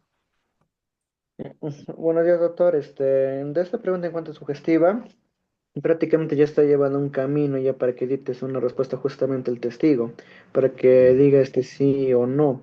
Pero en este caso también la pregunta, la verdad, bueno, a mi parecer está también mal formulada porque decir de que no es verdad y únicamente le está conduciendo prácticamente para que diga de una alternativa que tal vez incluso se equivoque el mismo testigo. Ujú. Claro. Ok, mira, muchas gracias, doctores, muchas gracias. Mira, lo que pasa es que, por ejemplo, en esta pregunta ya se va haciendo una afirmación.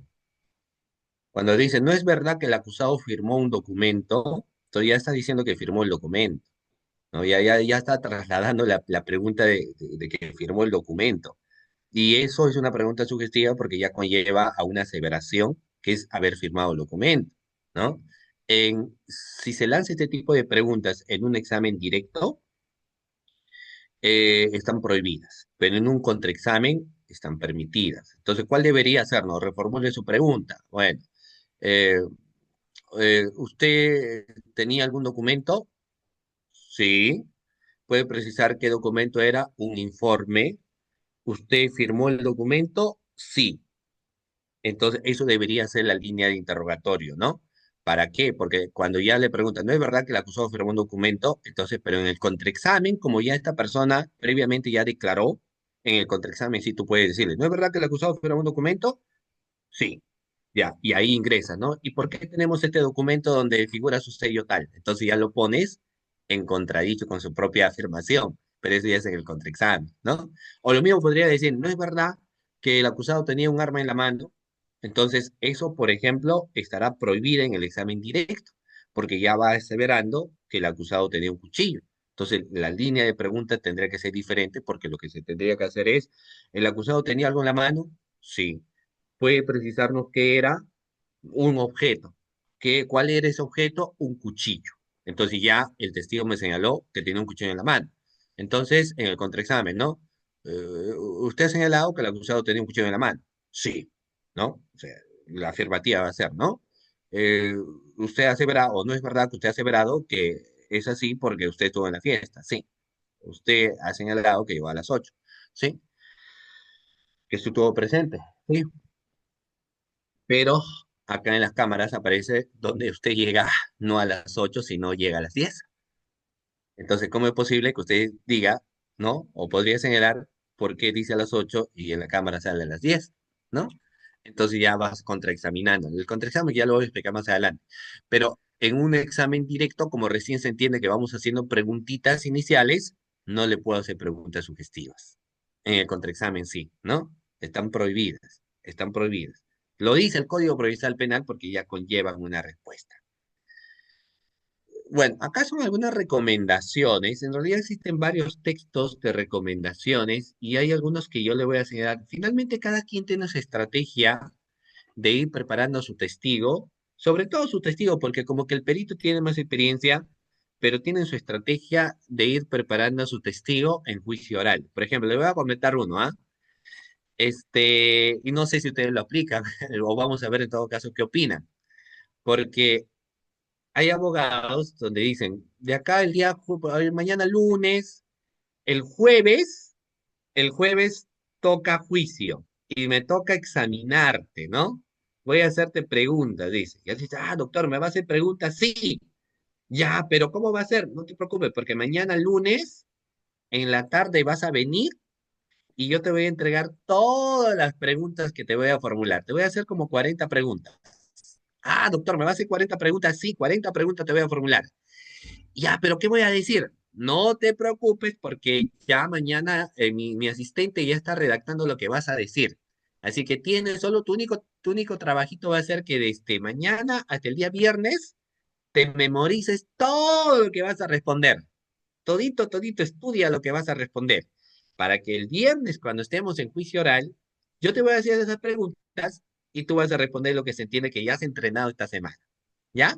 Entonces, te preparas bien, estudias, te mecanizas, etcétera, y todo eso lo que dice ahí vas a responder, porque yo te voy a hacer mis preguntas. Ya, la pregunta es, ¿estaremos bien preparando al testigo así? ¿Qué opinan? ¿Podría ser válido o no este tipo de preguntas?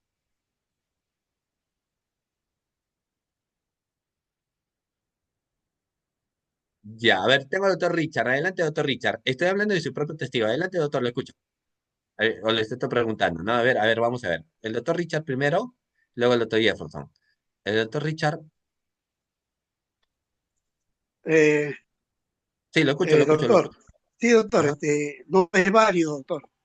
En un testigo, si yo le voy a formular preguntas, yo tengo que estar con él y decirle, o sea, las preguntas para que él pueda responder y yo corregirle. Y Ujú, así ameritar a que la respuesta sea correcta delante del juez. ujú. Porque voy a hacer las preguntas, te voy a dar para que lo memorices. No, no, así no es. Bueno, No, ese es un... y le da las preguntas ese- con toda la respuesta. no, doctor. Ya. solamente son precisas las preguntas y hay Ajá. que entrenarlo al testigo, hay que entrenarlo, hay que decirle dónde está fallando, qué va a mejorar, qué es lo que va de repente el juez va a observar o la fiscalía va a observar. Entonces, Ujú, ese es lo correcto que yo hago en juicio, ¿no? Con mi testigo, ujú. ¿no? Si yo me tengo que, disculpe la palabra, enterrar 2 semanas, eh, que el testigo, que sé que el testigo me va a aportar en este juicio, me tengo que sacrificar. Porque sinceramente, pues, eh, es la parte de mi defensa y de mi testigo que salga suelto. Que el Ok, juez, doctor. claro, que el juez mire la serenidad y la veracidad de mi testigo. Así él puede hacer preguntas de repente pocas, ¿no? Porque usted sabe, el juez también cuando ve y hace a veces, no preguntas, ¿no? Afirme, a esto, a el otro. Entonces ahí se puede confundir el testigo. Ok, ¿Me doctor. entiendes? Pero es así, Ya estamos. el abogado Ujú. que es abogado Tiene que y prepararlo. sinceramente que le gusta defender y le gusta su materia, hay que prepararlo bien al testigo porque depende de nosotros que se haga suelto la persona que defendemos, Ok, ok, nuestro, doctor. nuestro Ok, doctor. patrocinado. Porque hay Ok, bastantes doctor. abogados Bueno. yo me he Ujú. encontrado en sala, Claro, ya, doctor, en, ya, en- doctor. Ahí no va por el tema de tiempo. Muchas gracias, doctor Richard. Vayamos con ya, Jefferson. Adelante, Jefferson. Jefferson. Ah, estoy solicitando. Ahora sí, adelante. Ya, doctor, en esa parte considero que, bueno, por una parte, claro, sería entrenar al testigo, más que nada, por ejemplo, para que refresque la memoria, con referente, por ejemplo, a sus declaraciones, a Mm, ver si le pregunto tal situación, aún se recuerda. Pero ya creo que es mm. una cosa distinta de que preparar incluso esa parte de las respuestas, e incluso, si mal no me equivoco, también incluso con la noticia, aunque un abogado, en una declaración justamente de una detención policial, Policial, ¿no? ya había llevado justamente su hojita también para su patrocinado.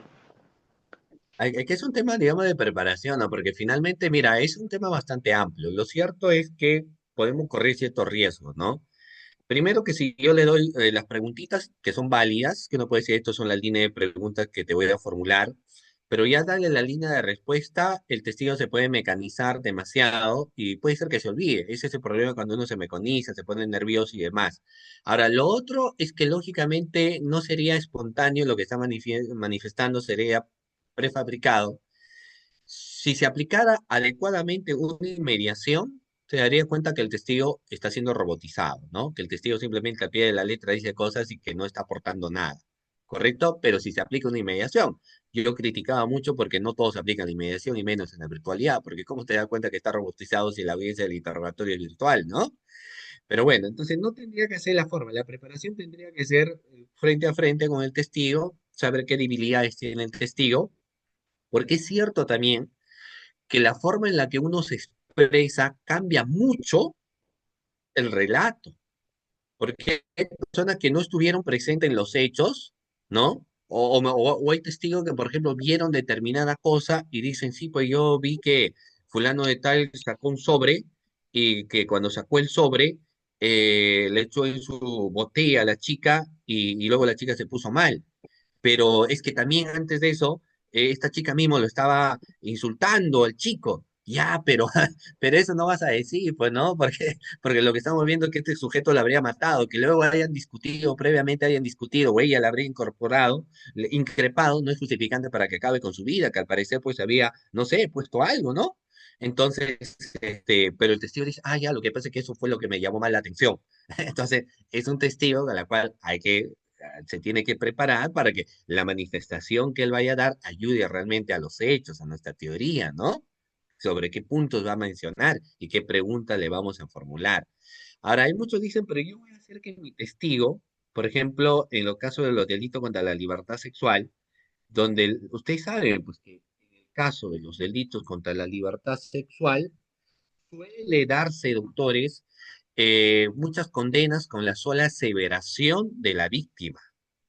Entonces, cuando hay una aseveración, cuando se asevera a la víctima, dicen, pero yo voy a llevar ciertos testigos en la cuales se advierte de que lo que pasa es que han estado por celos, por odio, por cualquier situación, la están imputando inadecuadamente. Entonces tengo testigos que más bien han escuchado que la señora tal decía eso. Ahora, ahí ingresa el punto, porque toda declaración testimonial se tiene que reforzar con otros elementos periféricos más. Porque si finalmente el testigo dice, no, sí estuvo presente, yo escuché, y no tengo algún mensaje de texto que acredite realmente eso, alguna amenaza, no tengo algún video, o sea, no tengo algo, lamentablemente queda solamente manifestaciones. Entonces, cuando alguno cree, voy a comprar testigos para que el testigo diga que, digamos, no estuvo en la fiesta, ya, ok, ese testigo puede decir que no estuvo en la fiesta, pero ¿qué medio probatorio tienes para que acredites que no estuvo en la fiesta? ¿Algún pasaje aéreo? ¿Algunas fotografías que se han tomado en otro lugar? ¿No?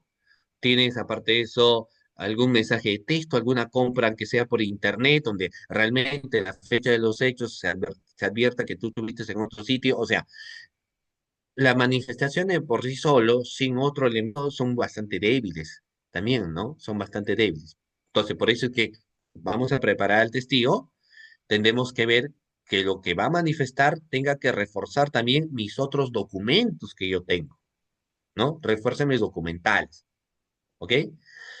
Acá hay algunas recomendaciones, pero ojo, estamos preparando a nuestro testigo, no a nuestro perito, por ejemplo. No es el testigo de la otra parte, no es el perito de la contraparte, es nuestro testigo, es nuestro perito. Entonces tenemos que formularles preguntas de esa naturaleza. Por eso que en las recomendaciones que nos dan, hablar con voz alta y pausada, me dice. Voy a hablar con voz alta, voy a hablar con voz pausada. Permitir que el perito se tome el tiempo que necesita para contestar. No es necesario apresurarlo. Yo sé que a veces uno dice, pero quiero hacerle la pregunta, responde. Eso lo haremos en el contraexamen.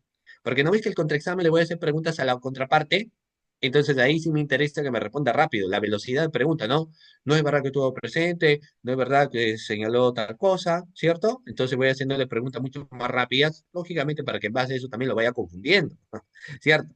Pero cuando se trata de mi testigo, que se tome su tiempo para responder. Que se ponga prudencial, ¿no? Mantener contacto visual con el testigo, que lamentablemente a través de Zoom es imposible, correo muy difícil, en presencial sí te señala.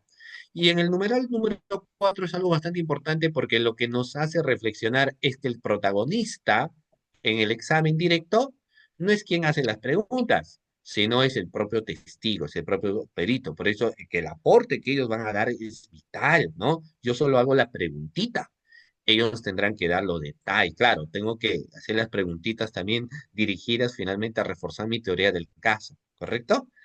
Lograr que el testigo se sienta cómodo, eso es bastante complicado también a veces porque no todos los testigos quieren estar pues en juicio oral.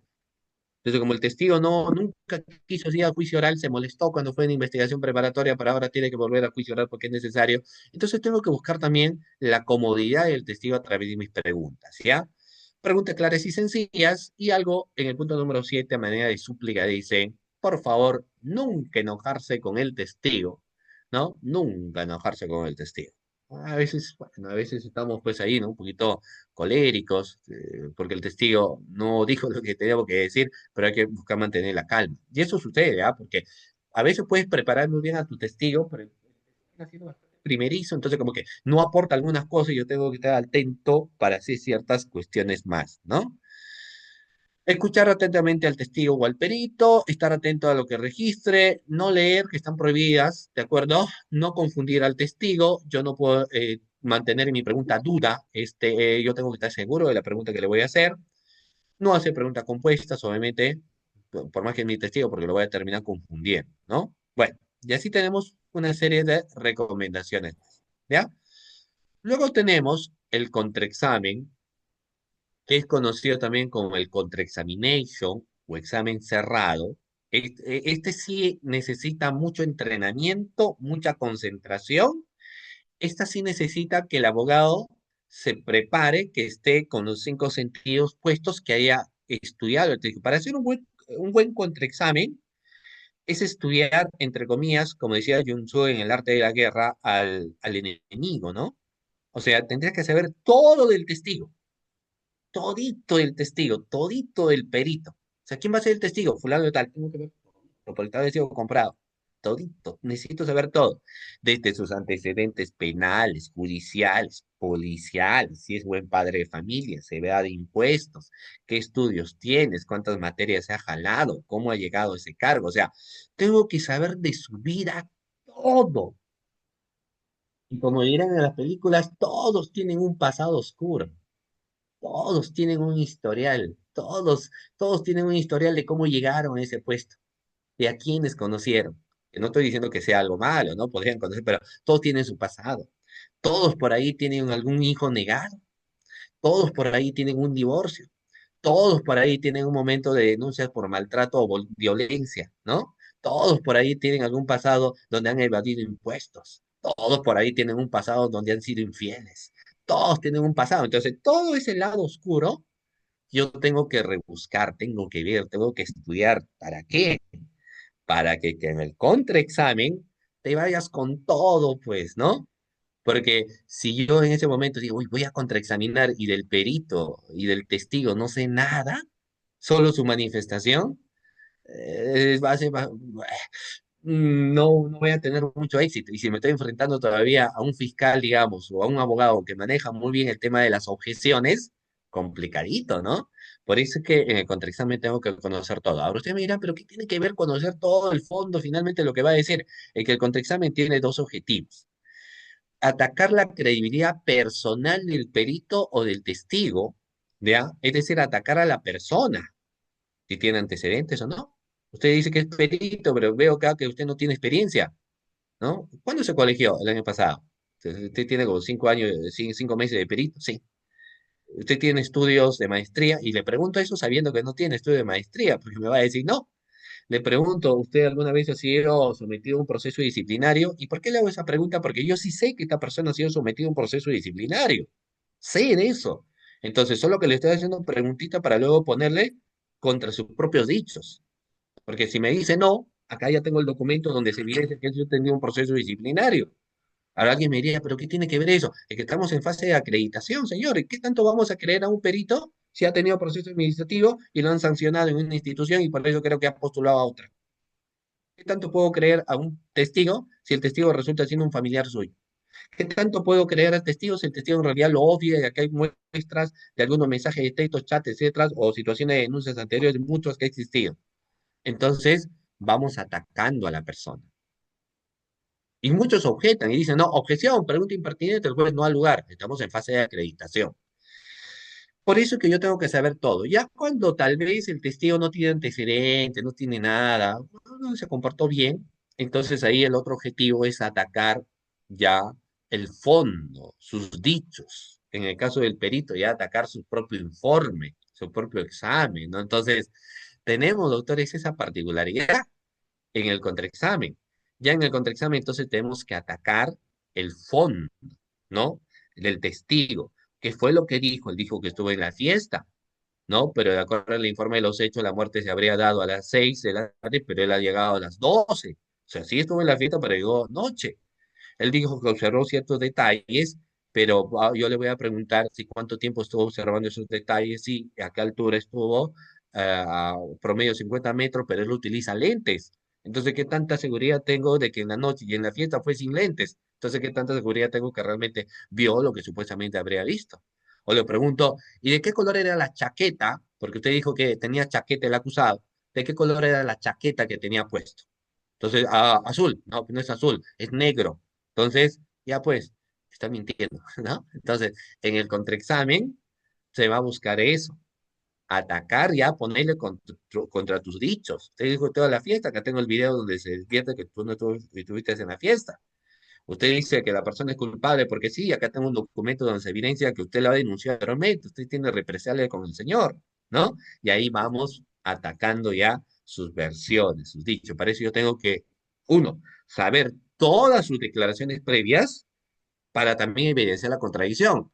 Aquí usted dice que llegó a la fiesta a las 9 y acá en su declaración previa dice que usted llegó a las 11. ¿Cómo explica? ¿No? Usted dijo aquí que en su declaración de previa que observó que fulano de tal lo golpeó. Y acá dice que no lo golpeó. Entonces, ¿cómo explica? ¿Por qué dijo una cosa ahora y dice otra? ¿No? Y ahora dice otra, y acá tengo un video donde se observa tal cosa. ¿Cómo explica usted eso?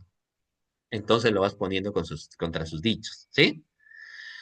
Bueno, doctores, entonces toda esta regla también es un tema de mucha práctica, ¿no? De mucha práctica, ¿ya? Muy bien, estimados participantes, de esta manera llegamos a la parte final de la sesión de clase del día de hoy, agradeciéndoles a usted por haber estado presente. Mira cómo pasó el tiempo, ya son las 11 de la mañana. Bueno, un abrazo, doctores, cuídense muchísimo, ya hay un próximo evento que está realizando Círculo de Abogados. Yo voy a estar presente también con ustedes. Recuerdo que en las redes sociales me encuentran como Sergio Emerson Chávez Panduro, ¿ya? Ahí me encuentran, ya tienen el número de WhatsApp en el caso quieran los materiales también. Y bueno, nos estaremos viendo próximamente. Cuídense muchísimo, doctores. Un abrazo. Nos vemos. Nos vemos.